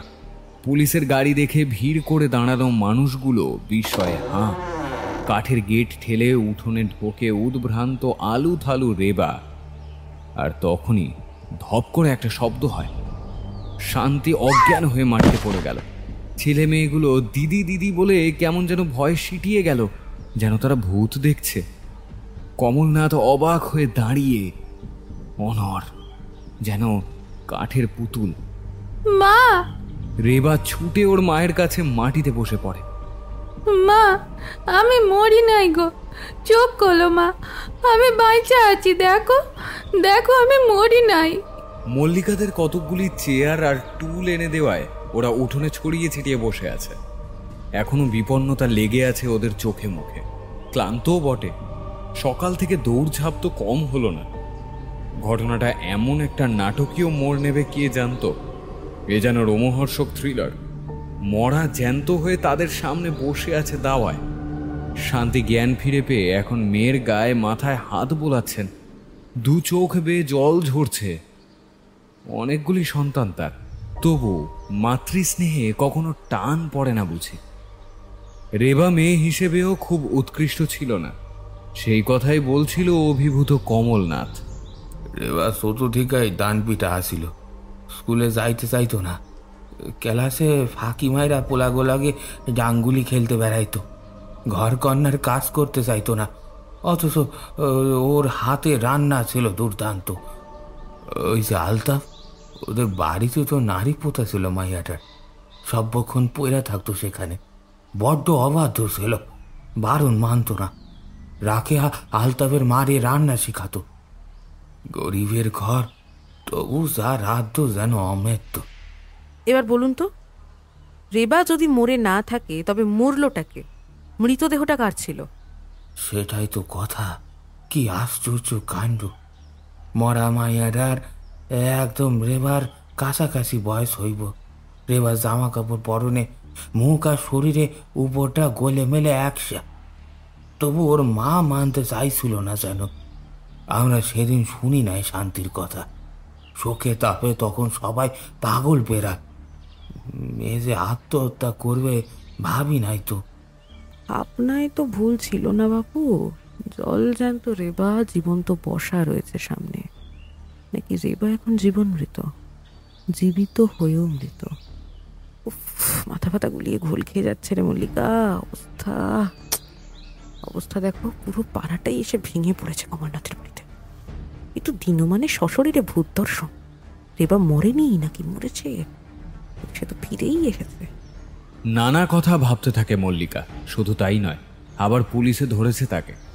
ভূত তাহলে নয়, তবে পরম আশ্চর্য, এই জীবন মৃত রেবাকে দেখার জন্যে পাড়া জুড়ে হইচই পড়ে গেছে। তবে আলতাফের জিগরি দোস্ত দুটি কিন্তু আসেনি, সেটা মল্লিকার নজর এড়ায় না। আলতাফের মা রোকেয়া সম্ভবত রেবাকে ভালোবাসে। আর কেউ না এলেও সে ছুটে এসেছিল বাড়ির বাধা অগ্রাহ্য করে, এসে বসেছিল দাওয়ার এক পাশে। এসব কি রেবা, মরিস নাই তবু? বাপ মায়ের কথাটা ভাবলি না একবার? আলতাফটাই বা কি? ছি ছি। রোকেয়ার ভৎসনা শুনে মনে হয় রেবার অস্তিত্ব সম্পর্কে আলতাফের বাড়ির মানুষেরাও অন্ধকারেই ছিল। কেসটা ক্রমশ ভীষণ ঘোলাটে হয়ে উঠছে যে। কেউ একজন জল এনে দিল রেবাকে। মল্লিকা বারণ করল, নিজেদের জলের বোতল এগিয়ে দিল সে। কমলনাথের মিষ্টি খাবার অনুরোধও প্রত্যাখ্যান করে বলল, ডিউটি তো সব চলবে না, রেবাকেও কিচ্ছু খেতে দেবেন না, নিয়ম নেই। রেবা বাড়ির লোকেদের জেরার মুখে শুধু বলল সে বাড়ি থেকে পালিয়ে আলতাফের সঙ্গে কলকাতায় গা ঢাকা দিয়েছিল। রেবার সুইসাইডের গল্প আলতাফেরই বানানো। নকল মৃতদেহের পরিচয় রেবা কিছুই জানে না। এসব শুনে রেগে ওঠে কমল। ও জানি, কিন্তু এমন মিথ্যা সুইসাইডের নোংরা নাটকটা আলতাফ কেন করেছিল সেটা তো জানিস? কমলের প্রশ্নে মাথা নিচু করে মিনমিন করে রেবা বলেছিল, আলতাফ কইছিল যে আমি মইটা গেছি জানলে আর খোঁজাখুঁজি পুলিশি চক্কর থাকবো না, আমরা আবার শান্তিতে নতুন জীবন শুরু করব। কমলনাথ ফুঁসে উঠেছিল। হ্যাঁ, অতই সোজা, পাপ কখনো ঢাকা থাকে না, বুঝলি? হ্যাঁ, পারলি শান্তিতে থাকতে? এই তো এখন হাত করা পইরা বইসা আছোস, কি লজ্জা! লজ্জা? লজ্জা হাসি নাকি ওর শরীরে? নসার নষ্ট মাইয়া এডা আলতাফ কইরা দেওয়ানা হয়েছিল। কতবার কইছিলাম ওটা একটা বজ্জাত। হ্যাঁ, শেষরা স্যামরা ছোটকাল দিকা ইডা উডা হাত সাফাই, বড় হইয়া কয়লা চুরি।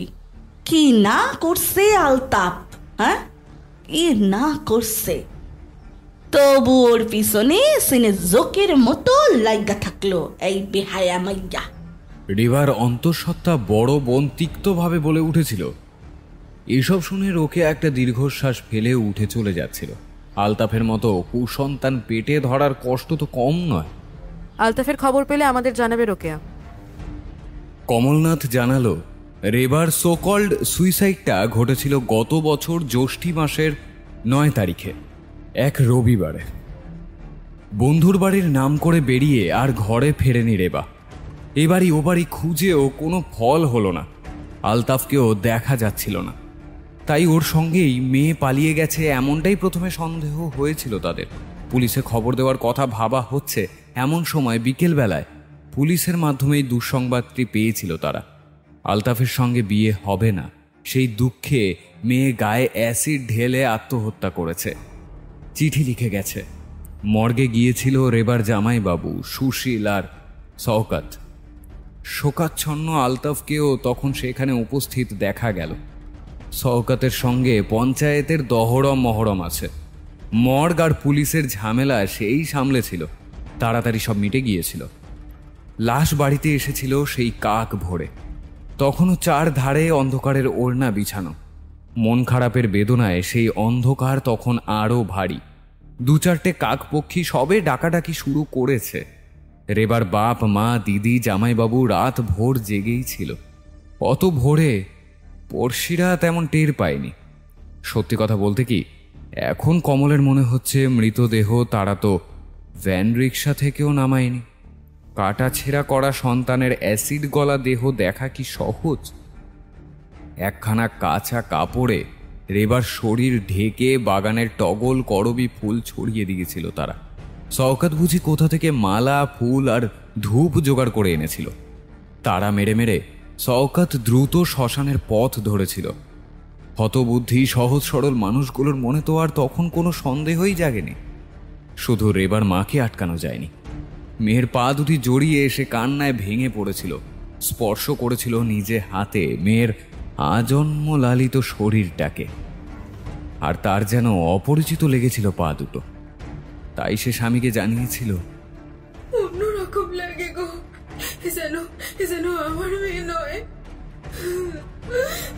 যেন আমার মেয়ে নয়। বিলাপ, শোকগ্রস্ত জননীর বিলাপ কেউ সেদিন গুরুত্ব দিয়ে দেখেনি। ফেরার পথে জিপে সকলেই চুপ।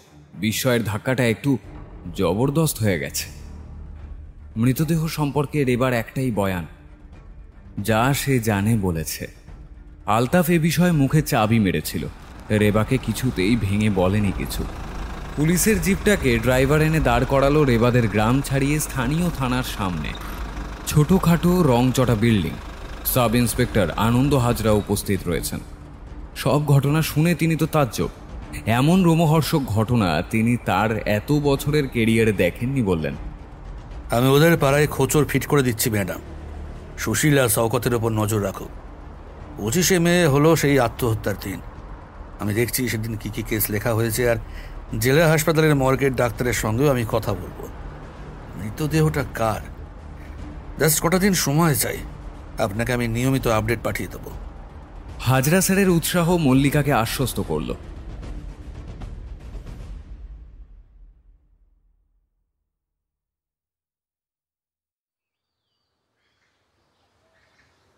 মল্লিকা আপাতত যমুনার কাছেই রয়ে গেছে। যমুনাকে দেখাশোনার জন্য সেন্টার থেকে একটা মহিলাকে রেখে দেওয়া হয়েছে। বোঝাই যায় যমুনা এখনো একটু শকেই আছেন। চুপচাপ হয়ে ঝিমিয়ে গেছেন কেমন একটা। কি হলো তোমার বড় পিসি? আপদ গেছে বাঁচা গেছে। দেখো, আমি তোমাকে ভালো একটা লোক দেখে দেব। হ্যাঁ রে, সত্যি রেবা মরে গেছিল? আত্মহত্যা করেছিল? কি যে বলো বড় পিসি, মরলে তোমার কাছে কে কাজ করতো? ভিতরে একটা বিরাট কোনো গন্ডগোল আছে। কি সাংঘাতিক! আমার খুব ভয় করছে রে। আরে কিসের ভয়, আমি তো আছি। কাজকর্ম ফেলে, বাড়িঘর ফেলে তুই কতদিন থাকবি শুনি? কি আশ্চর্য! মেয়েটা জীবিত না মৃত, খেয়েছে কি? উফ, সব খুলিয়ে যাচ্ছে। যা বলেছ, জীবন মৃত, এও তাই। পুড়িয়ে দেওয়ার পরও দিব্যি বেঁচে পড়তে রয়েছে। তুমি ঘাবড়িও না, যতদিন না ওই রেবার পেতনির ভয় কাটছে, তোমার সঙ্গে আমি থাকবো। আমার বাড়ি ঘরে তো আমার একারই রাজ্যপাল, সুতরাং যত দিন খুশি আমি এখানে গেড়ে বসে থাকবো, বুঝলে? যমুনাকে জড়িয়ে চুমু খেয়ে বেরিয়ে পড়ে মল্লিকা। 12টার মধ্যে তাকে সল্টলেক থানায় পৌঁছতে হবে। স্কুটিটা সিঁড়ির ঘর থেকে বার করছে এমন সময় আনন্দ হাজরার ফোন। 25শে মে ডায়েরিগুলো ঘেটে রেবার সুইসাইড নোটটা পেয়েছি। আশেপাশের 2-3 দিনও চেক করে দেখলাম, বড় কিছু এন্ট্রি নেই। তবে আমাদের হাবিলদার আজ একটা বুড়িকে দেখে একটা ইন্টারেস্টিং কথা বলল। স্টেশনের কাছে থাকে এই ভিখারি বুড়ি। বছরখানেক আগে নাকি বারবার থানায় আসতো। ওর একটা ল্যাংড়া মেয়ে ছিল, গান গেয়ে ভিক্ষা করত। বারন্তকরণের জন্য চোখে পড়ত। কানাঘোষায় শুনেছিলাম মেয়েটার ভিক্ষা ছাড়াও সাইড বিজনেস ছিল। ওই রেল লাইনের ধারে শাল গাছের জঙ্গলের মতো নির্জন দিকটিতে ওকে ঘুরতে দেখা যেত। 20-25 টাকার বিনিময়ে বুঝতেই পারছি। তো এই মেয়েটার সঙ্গে কি সম্পর্ক আমাদের? মেয়েটা তো নিখোঁজ হয়ে গেল। সে কি, পাওয়া যায়নি? সময়টা কি বললেন যেন? ওই যে গত বছর মে মাসের শেষ সপ্তাহ নাগাদ হবে। ওর মা নাকি থানায় এসে ঘ্যান করতো অনেকদিন ধরে। আমি তখন ওই থানায় আসিনি। আবেদর বলল ভিখারির কথা কেউ পাত্তা দিচ্ছিল না, কিন্তু বুড়িও নাছর। 2 সপ্তাহ পরে দেখলাম 10ই জুন কমপ্লেইন লেখা হয়েছিল, কিন্তু রুটিন তদন্ত কিছুই হয়নি। আগের ওসি ভদ্রলোকের ঘুষ খাওয়ার গল্প এখনো শুনে। উটি ছাড়া উনি নাকি এক পা নড়তেন না। মেয়েটাকে তাহলে এখনো পাওয়া যায়নি? জীবিত মৃত কোনো অবস্থাতেই? মল্লিকা উত্তেজিত হয়। না, সেটাই তো বলছি। একটু আগে সেই বুড়ি আবার এসে হাজির। ওকে দেখেই হাবিলদারের মনে পড়ে গেল ঘটনাটা। বুড়ি চোখা চোখা গালি দিয়ে আমার 14 পুরুষের শ্রাদ্ধ করল। পুলিশের নামে প্রধানমন্ত্রীর কাছে নালিশ করবে এইসব বলে বেদম শাসিয়ে গেল। মাথাটা গেছে বুড়ির। মল্লিকা স্কুটিটা রাস্তায় নামিয়ে স্থির হয়। একটা আশার আলো ফুটে উঠেছে তার চোখে মুখে। এটা একটা বড় ব্রেক থ্রু। ইনফ্যাক্ট দারুণ খবর স্যার। রেবার সো কল সুইসাইডের ঠিক ওই সময় আর একটা ইয়াং মেয়েও নিখোঁজ এবং এখনো লাপাতা। ওই মেয়েটির সঙ্গে রেবার সাজানো মৃতদেহের যোগসাজশ থাকতে কি একেবারেই পারে না। Well done sir, good work. ওই জঙ্গলের দিকে যে বললেন মেয়েটা ঘুরতো, ওখানে সার্ভিন করে দেখুন তো মেয়েটার কোনো ট্রেস মেলে কিনা। পাশেই তো রেল লাইন, নির্জন জায়গা, ভালো করে খুঁজুন। আর 2 দিন তো হলো, শওকত সুশীলের ওয়ারঅ্যাবাউটস কিছু? বেটারা ঘর থেকে বেরোচ্ছে না, নজরদারি চালু আছে, ভাববেন না। ধন্যবাদ জানিয়ে ফোনটা পকেটে পুরে মল্লিকা স্কুটি স্টার্ট দিল। Not bad. আজরার খবর যথেষ্ট আশাব্যঞ্জক।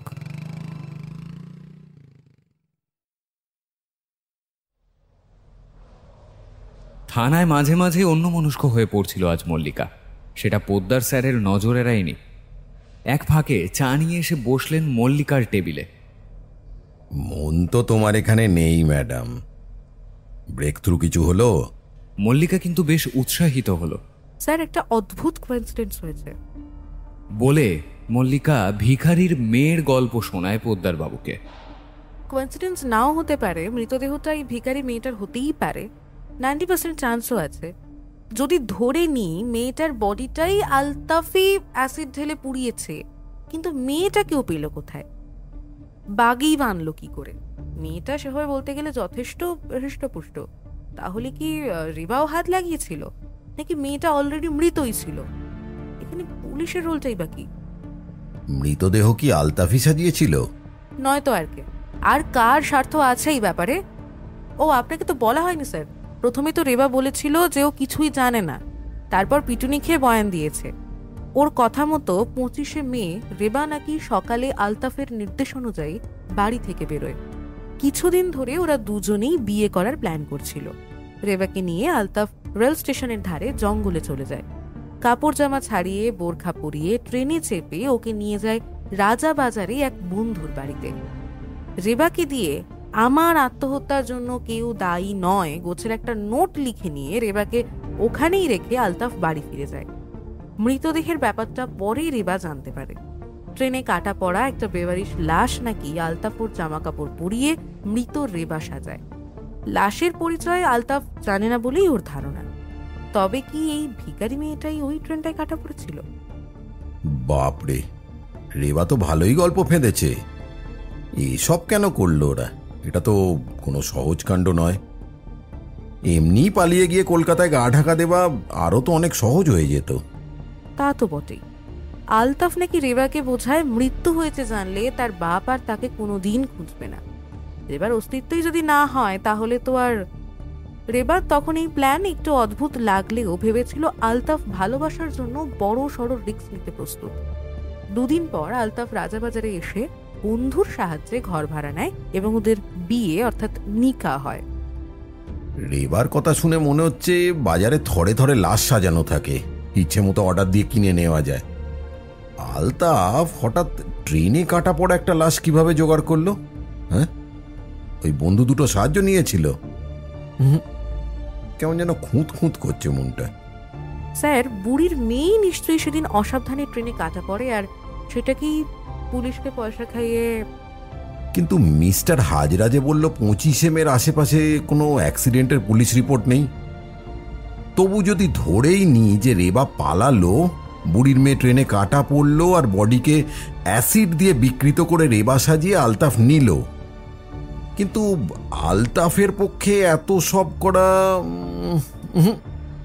গল্পে জোড়াতালি দিয়ে গিঁটটি পাকানো হচ্ছে বলে মনে হচ্ছে।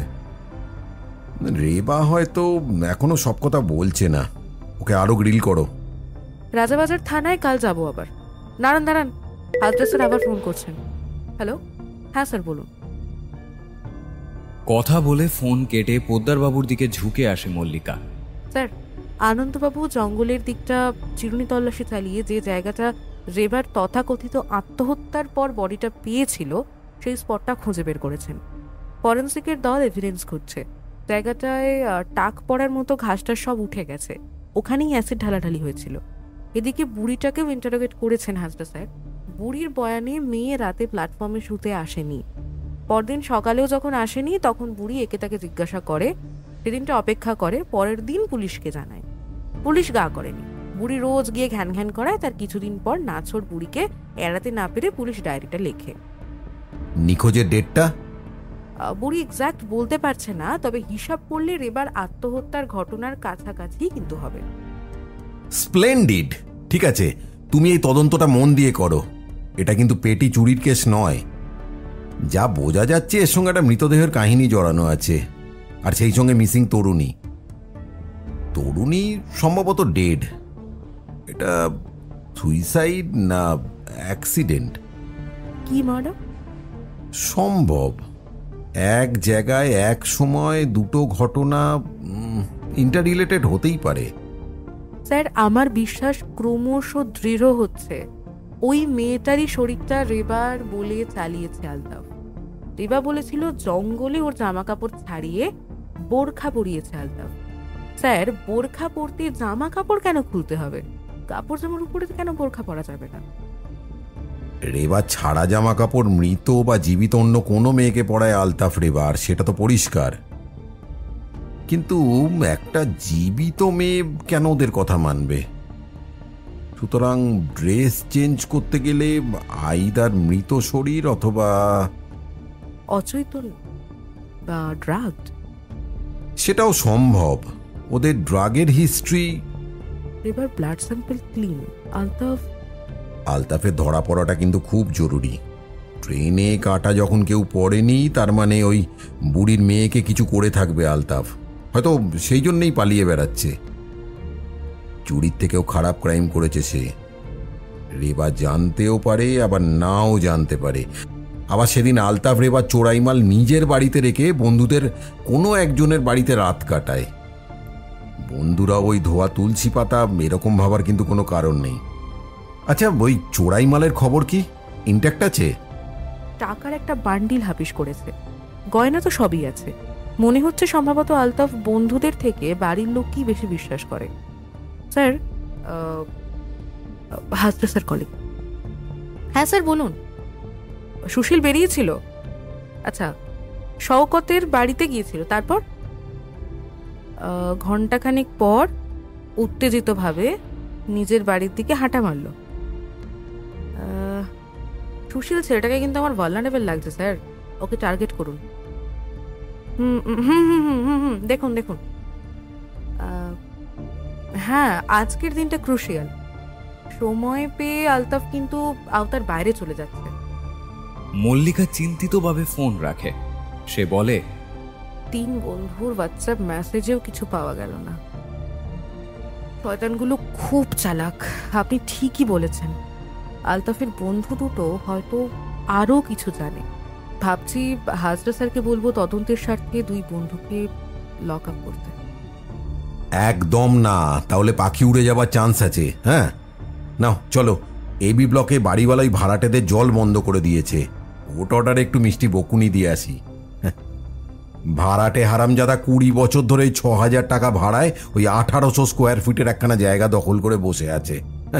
ইচ্ছে করে পেঁ দিয়ে ফ্ল্যাট খালি করে দিই। মল্লিকা হাসে। আমি যাচ্ছি, আপনি গেলে হয়তো সত্যিই ভাড়াটে ব্যাটার কপালে দুর্গতি আছে।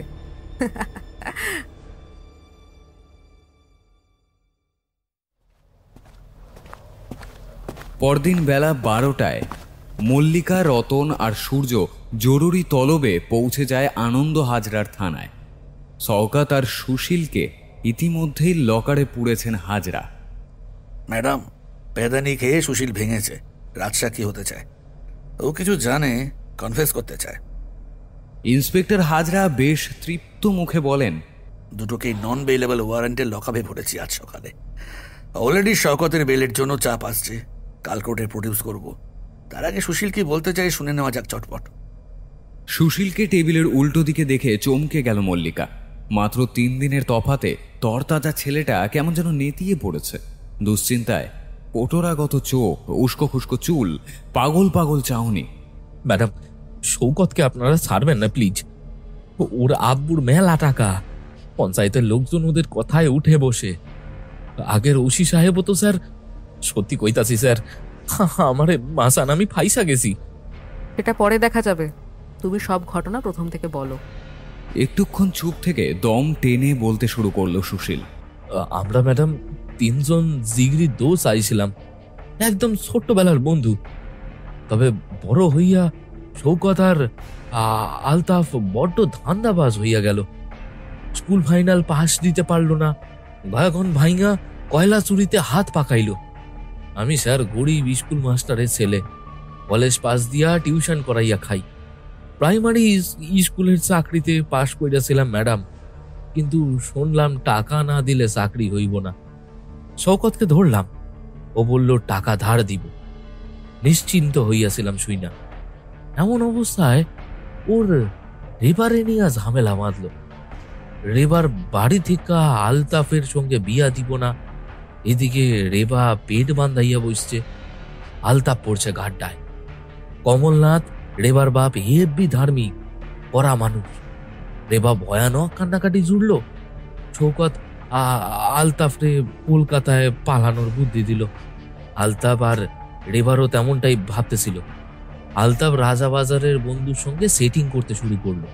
রেবা তার কাছে প্রেগনেন্ট হয়ে পড়ার ঘটনাটা তার মানে চেপে গেছে, বুঝলো মল্লিকা। একটু জল খেয়ে আবারও বলে সুশীল।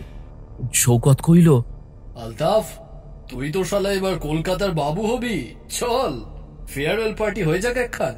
জঙ্গলের মধ্যে আমাদের একটা জায়গা আছে, ওই নেশাভাং করার ঠেক। সেখানে বসেই বলছিল, নেশাভাং মদ গাঁজা বড়ি টুরি মাইরা কইতাছি মা কালির দিব্যি। শৌকত তাই সাপ্লাই দিত। পয়সাওয়ালা বাপের আদরে পোলা, না চাইতে সব পায়। বালি কয়লা চুরি, টাকাও পকেটে ঝনঝন করে। ওর নজর ছিল ওই ভিকিরি বুড়ির ল্যাংরা মাইয়াডার দিকে। ভিকিরি বুড়ির মেয়ে? আনন্দ ও মল্লিকা নড়ে চড়ে বসে। আইগে শৌকত আগেও 2-4 দিন পয়সা দিয়া ফুর্তি করছে। সেদিন কইল, চল 3 জন মিলে মাইয়াটারে, মানে বুঝেছি। সত্যি কইতে কি, বাপের একখানা নেশা আছে। না হইলে আমি কেন রাজি হইলাম কন্ত? আমি কেন অত নিচে নামলাম? তবে খানিক শৌকতকে তুষ্ট করার কেসও ছিল, না হইলে চাকরির জন্য টাকা দেওয়া যেত না। যাই হোক, সেদিন রাতে 200 টাকা দিয়া বুধনিরে মানে ওই মায়াটারে রাজি করানো হলো। কি ভয়ঙ্কর সে রাত! আকাশে টিমটিমে চাঁদের আলো ছাড়া জঙ্গলে আর কোনো আলো নাই। শৌকত মেয়েটারে আকণ্ঠ মদ খাইলো আর সঙ্গে ড্রাগ। মেয়েটা প্রথমে খুব মজা পাইতেছিল, শেষে জিমায়া পড়লো। অচৈতন্য মাইয়াটারে শৌকত আর আলতাফ যে তখন কতবার। আমি ভয় পায়া গেলুম ওদের ওই পাগলাটে কাণ্ড কারখানায়। আমার ঘিন্নে করতে লাগলো। যতই ভিখারি হোক মানুষ তো। দুই বন্ধুর অমানসিক উত্তেজনায় আমার মনে হইতেছিল ওরা যেন জন্তু হয়ে গেছে। আমার কান্না পাইতে আসছিল। আমি ঝোপের ধারে গিয়া বমি করতে লাগলাম। ওরা আমারে টিটকিরি মারতেছিল। আমি বাড়ি ফিরতে চাইলে সেইটাও মানলো না। সেই রাতটা যেন আর কাটে না। ক্লান্ত হয়েই যেন থামলো সুশীল। আনন্দ আর মল্লিকা সামনের টেপ রেকর্ডারের দিকে চেয়ে বসে আছে স্থানবৎ। তারপর মল্লিকাই নৈশব্দ ভাঙে। মেয়েটা তো ম্যাডাম আর উঠলো না, জাগলো না। সৈকত কইল ড্রাগের মাত্রা খুব বেশি হয়ে যাওয়ায় নাকি শরীরটার উপর অকথ্য অত্যাচার, যে কি হইল মইরা গেল। তার মানে বুড়ির মেয়ে মৃত, ট্রেনে কাটা পড়েনি। মল্লিকাকে থামিয়ে সুশীল বলে, না না না, তখন শেষ রাত। আলতাফ ভয় পাইয়া গেল, খ্যাপাও গেল সৈকতের ওপর। তখন সৈকত একটা প্ল্যান বানাইল। এমন অদ্ভুত প্ল্যান জিন্দগিতে শুনি নাই। ভোরের আলো বইটার আগে শৌকত ওর বাপের বাড়ির গোডাউন থেকে এক জেরিকেন সালফিউরিক অ্যাসিড নিয়ে আইলো। আলতাফ বোরখা আনলো বাসা থেকে, রেবারে ফোনে ডাকলো। জঙ্গলের অন্য দিকা লইয়া আলতাফ রেবার কাপড় ছাড়াইয়া বোরখা পরাইলো। ওরা সইলা গেল রেবার সারা জামা কাপড় আমি নিয়ে আইলাম। বুধনিরে সেই জামা পরাইলো শৌকত। রেবারে আলতাফ রাজাবাজারে এক বন্ধুর বাড়ি গিয়া 3টে নাগাদ ফিরে আইলো। রেবা বুধনির কথা জানতো না? না না, রেবারে আসল কথা বলা হয় নাই। ও লাশ দেখে নাই। কওয়া হয়েছিল ট্রেনে কাটা বেওয়ারিশ লাশের কথা। আর তাছাড়া এই রেপের কথা রেবারে কে জানানো যায়? বুধনির ছাড়া কাপড় জামা পাশে একটা ঝোপে পুইতা দিলাম। তারপর অ্যাসিড ঢাইলা মুখটারে সেনার অযোগ্য কইরা ফেললো শৌকত। ও কি বিভৎস দৃশ্য! সারা গায়ে অ্যাসিড ঢাইলা ঢাইলা মাইয়াডারে। এত সব কাণ্ড কেউ টের পেল না? ওদিকটায় স্যার কেউ বড় একটা যায় না তো। আমি পাহারায় ছিলাম। সকালে একমাত্র গ্রামের ভোলা আইছিল ছাগল খুঁজতে। আমি তারে কইলাম ছাগলটারে উল্টো দিকে যাইতা দেখেছি। ভোলা ছুটলো ওই দিকে, ব্যাস। তারপর শৌকত মর্গের ডাক্তার আর থানার ওসিরে পয়সা খাওয়াইয়া পোস্টমর্টম রিপোর্টে রেবা আত্মহত্যা করছে এমনটা প্রমাণ কইরা দিল। আনন্দ চা আনতে বললেন। কাহিনীর জট ছাড়ানো গেল ভেবে স্বস্তি বোধ করলেও অপরাধের নিষ্ঠুরতা তাদের আচ্ছন্ন করে রাখল। চুপচাপ চা খেতে খেতে ভাবছিল মল্লিকা, এই ছেলেগুলোর বয়স 25-এর নিচেই হয়তো হবে। এমন অমানসিক ব্যবহার কি করে আয়ত্ত করলো এরা? বুধনি আর তার মায়ের জন্যে বেদনা জাগছিল মল্লিকার। সুশীলের কথা সত্যি যদি হয় তবে খুনের দায়ে এই 3 বন্ধুরই। মল্লিকার মনে হলো খুন বা মৃতদেহের আসল রহস্য সত্যি রেবা তাহলে হয়তো জানতো না। সে বলে উঠল, সুতরাং শওকতই তোমাদের ক্রাইমের মাস্টারমাইন্ড। ওর প্ল্যানে ওই এক ঢিলে 2 পাখি মরল। মার্ডার ঢাকা দেওয়ার জন্য বডি তো লোপাট হলোই, আবার রেবাকে মৃত ভেবে ওকে নিয়ে ভবিষ্যতে কেউ আর কোনো প্রশ্নও তুলল না। মাই গড, আনবিলিভেবল। আনন্দ বিস্মিতভাবে মাথা নাড়লেন। এরা কি মানুষ? আলতাফ কোথায়? শটান প্রশ্ন ছুড়ে সোজা হয় মল্লিকা। চোখ বুজে 1 মিনিট সময় নেয় সুশীল। একটা বড় শ্বাস ফেলে চোখ খোলে, তারপর বলে, শৌকতের এক পিসি থাকে হাবড়াতে। শৌকত ওখানেই পাঠাইছে আলতাফরে। ওখানেই এখনো গা ঢাকা দিয়ে আসে সে। আমার বাবারে ফোনে কইল কল করছিল আলতাফ। আমি শৌকতরে সেই কথা জানাইতে ওর বাসায় গিয়া সকালবেলায় বেটা নেশা করছে দেখি। ওর বাবা আমারে গাল পারতে লাগলো। আমরা নাকি ওনার পোলারে কুপথে টানছি। শুনলাম মায়েরই ইতনা গুচ্ছা হলো। আনন্দ ততক্ষণে উঠে পড়েছেন।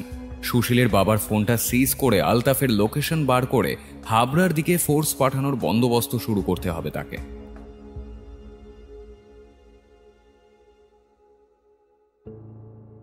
আলতাফ ধরা পড়েছে জেনে রেবা খুব মুষড়ে পড়ল। জেলে রেবাকে দেখে মল্লিকার খারাপ লাগছিল, আবার স্বস্তি বোধও করল। রেবা হত্যার সঙ্গে যুক্ত নয়, সেটাই স্বস্তি। একটা মার্ডারার যমুনার সঙ্গে থেকেছে, এটা ভাবলে ভয় তো করেই। রেবা আসল ঘটনা জেনে একেবারে স্তম্ভিত। ভিখারি বুড়ির মাইয়া মানে ওই লেংড়ি?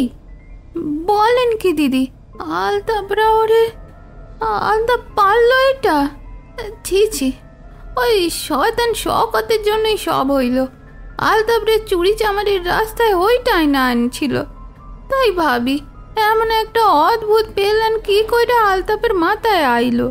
আর লাশের পায়ে হাত বুলিয়ে তোমার মায়ের মনে সন্দেহ ওই কারণেই জেগেছিল।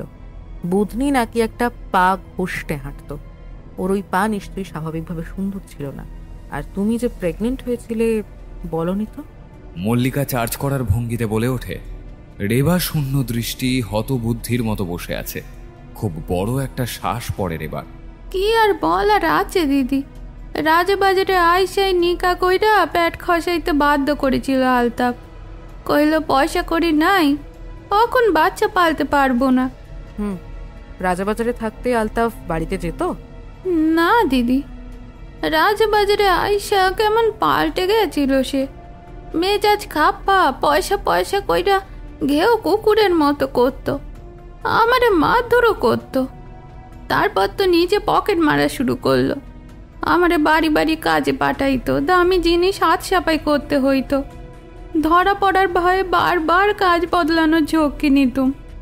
আপনার পিসিমা বাড়িতে একা থাকে, তাই লম্বা সময় দিয়া বড় সড়ো চুরির প্ল্যান বানাইলো আলতাপ। নইলে পিসিমা কত ভালো ছিল, আমারে কত ভালোবাসতো। কিন্তু আলতাপ আমার মানা শুনলই না। লকারে সোনা দানা আছে কিনা দেখতে কইল। লকার থেকে গয়না বার কইরা পইরা পিসিমারে বড় ননদের ছেলের একটা অনুষ্ঠানে যাইতে দেখছিলাম। শেখরা আয়সা একটা বাচ্চার হার্ট ডেলিভারি দিয়ে গেল। পিসিমা মাসের প্রথমেই মাস কাবারের টাকা তুইলা রাখে জানতুম। ভাবলুম এই সুযোগটাই নি। এদিকে পিসিমা তো চাবির বিষয়ে খুব সজাগ, চাবি সব সময় আঁচলে বাঁধা। আলতাপ কইল, পিসিমা আছাড় খাইলে হাসপাতালে যাবে, তখন সুযোগ পাওয়া যাবে। বাথরুমে সাবান ফেলে রাখ। তেমনটাই করলুম। প্রথমবার পিসিমা সামলে নিয়েছিল, তবে দ্বিতীয়বার পরে বিছানায় শোয়া হলে একা চলাফেরা করতে পারছিল না। ঝুমা ছুটির জন্য বলতে আছিল, কইলাম কাল ডুব মাইরা দে, আমি সামাল দিব। চানের সময় পিসিমারে মগ বালতি দিয়া বসাইয়া বাইরে ছাড়া কাপড় থেকে চাবি খুইলা লকা সাপ করলুম। সব পেলান মাফিকে চলছিল। কাজ হাসিল কইরা বিকাল বিকাল ওবারের মায়া কাটাইয়া হাওয়া হইবার মতলব গইতা খাইয়া পড়ল। আপনি হঠাৎ আইসা পড়তে। আমাকে দেখে তখন আলতাফকে ফোন করে ডেকে নিলে, তাই তো? মাথা নিচু করে বসে থাকে রেবা। ওর কি কৃতকর্মের জন্য কোনো রকম অনুশোচনা যাচ্ছে মনে? মল্লিকা উঠে দাঁড়ায়, টেপ রেকর্ডারটা তুলে নেয় টেবিল থেকে। রেবা অস্ফুটে বলে, আমার কি ফাঁসি হইব দিদি? মল্লিকা না হেসে পারে না। এদের উপর রাগ করবে না ঘৃণা করবে নাকি দয়া করবে? শিক্ষার অভাব, গাইডেন্সের অভাবে নর্দমায় পড়ে যায় এরা। তার সঙ্গে লোভ আর কামনা বাসনার আগুন। কমলনাথ এমন জটিল মনের মেয়েটিকে হ্যান্ডেল করতে পারেনি। রেবা হয়তো তার বাকি সন্তানদের থেকে অন্যরকম ছিল, ডান পিটে, অ্যাডভেঞ্চারাস, দুষ্টু। তার ফল সবাইকেই ভুগতে হচ্ছে, এমনকি যমুনাকেও। বড্ড আঘাত পেয়েছেন মানুষটা। ভাঙা বিশ্বাস জোড়া লাগা বড় কঠিন। খুনের সঙ্গে যদি যুক্ত নাই থাকো, চুরির দোষে কারো ফাঁসি তো হয় না। মাইরি বলছি, আমি খুন করি নাই দিদি। আর আলতাপের কি হইব? মল্লিকা জবাব দেন, তার মুখ গম্ভীর। আলতাফ আর তার দুই বন্ধুর ক্রাইম পুলিশকে প্রমাণ করতে হবে কোর্টে। ক্রাইম সিন জঙ্গলের মধ্যে খুঁজে পাওয়া গেছে। মাটির স্যাম্পলে সালফিউরিক অ্যাসিডের উপস্থিতি, আর কাছেই ঝোপের কাছে মাটি খুঁড়ে বুধনির অ্যাসিডে পোড়া কাপড়ের টুকরো পাওয়া গেছে। বুধনির হাতের চুড়ির ভাঙা কাচের টুকরোও মিলেছে। তবে বডি তো পুড়ে গেছে। দেখা যাক সাক্ষ্য প্রমাণে কেসের ফলাফল কি দাঁড়ায়। সে সম্পর্কে এখনই কেউ কিছুই বলতে পারবে না। মল্লিকা জেল থেকে বেরিয়ে আসে ধীরে ধীরে।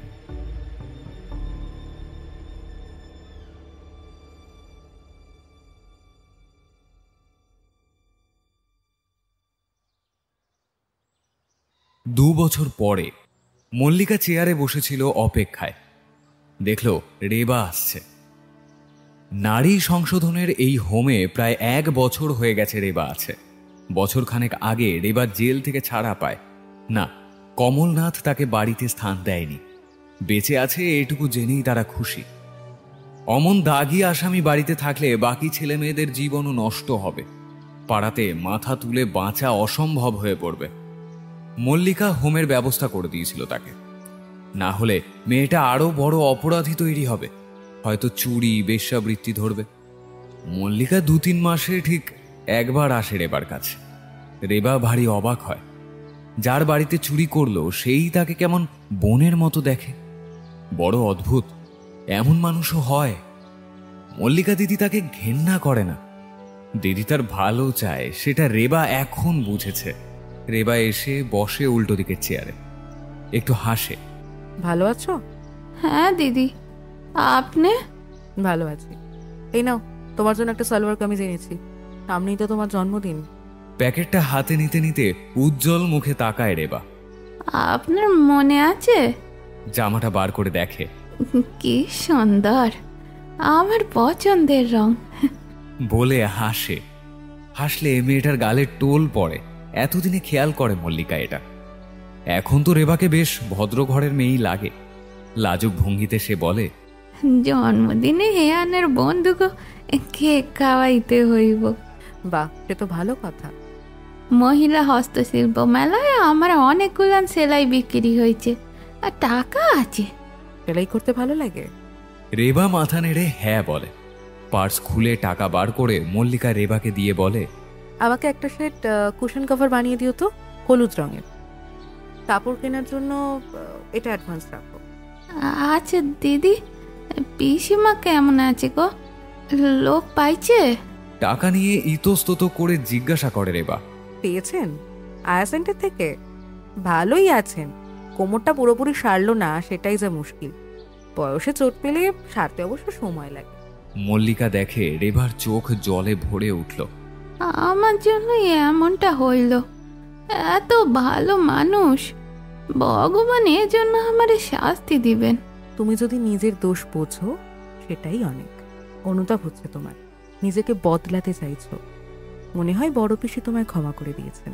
আর ভুল পথে যেও না, হয়তো একদিন তোমার মা বাবাও। না না, আমি আর পুরনো জীবনে ফিরতে চাই না। আলতাপের থেকে দূরে শান্তিতে বেশ আছি আমি।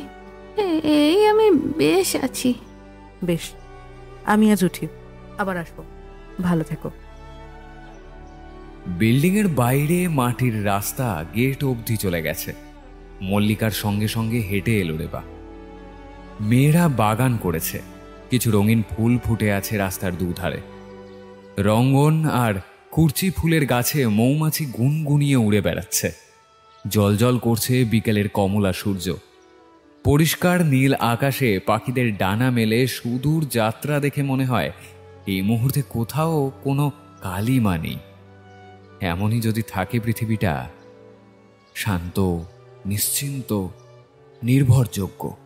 মল্লিকা হাত নেড়ে রেবাকে বিদায় জানিয়ে স্কুটিতে স্টার্ট দেয়। গেট ধরে দাঁড়ানো রেবা পিছনে ক্রমশ ছোট হতে হতে মিলিয়ে যায় একটা সময়।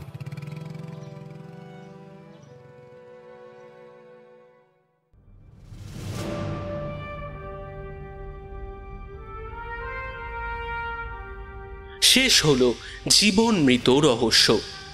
আজকের গল্প পাঠে মিমো, গল্পের সূত্রধার আমি শুভম, মুখ্য চরিত্রে খুশি, অন্যান্য চরিত্রে দেবস্মিতা, প্রান্তিকা, দিব্যেন্দু, রৌনক, সৌরভ সাহা, সৌরভ রয়, পৌতুষা, অরূপ, দীপ্তিমান, রাজ এবং পিয়ালি। শব্দ সংযোজন, আবহ এবং প্রচ্ছদ তৎপুরুষ প্রোডাকশন। আজকের গল্প আপনাদের কেমন লাগলো অবশ্যই কমেন্ট করে জানাবেন। ভালো লাগলে লাইক এবং সাবস্ক্রাইব করে আমাদের গল্পের আসরের সদস্য হতে ভুলবেন না কিন্তু। কারণ আপনাদের এক একটি সাবস্ক্রিপশন আমাদের জন্য অত্যন্ত ইম্পর্টেন্ট, এবং আপনাদের জন্য আমরা নিয়ে আসি বেশ কিছু রোমাঞ্চকর, টান টান এবং থ্রিলার গল্প। বেশ, তাহলে আজকের মতো চললাম, দেখা হচ্ছে পরবর্তী গল্পে। নমস্কার।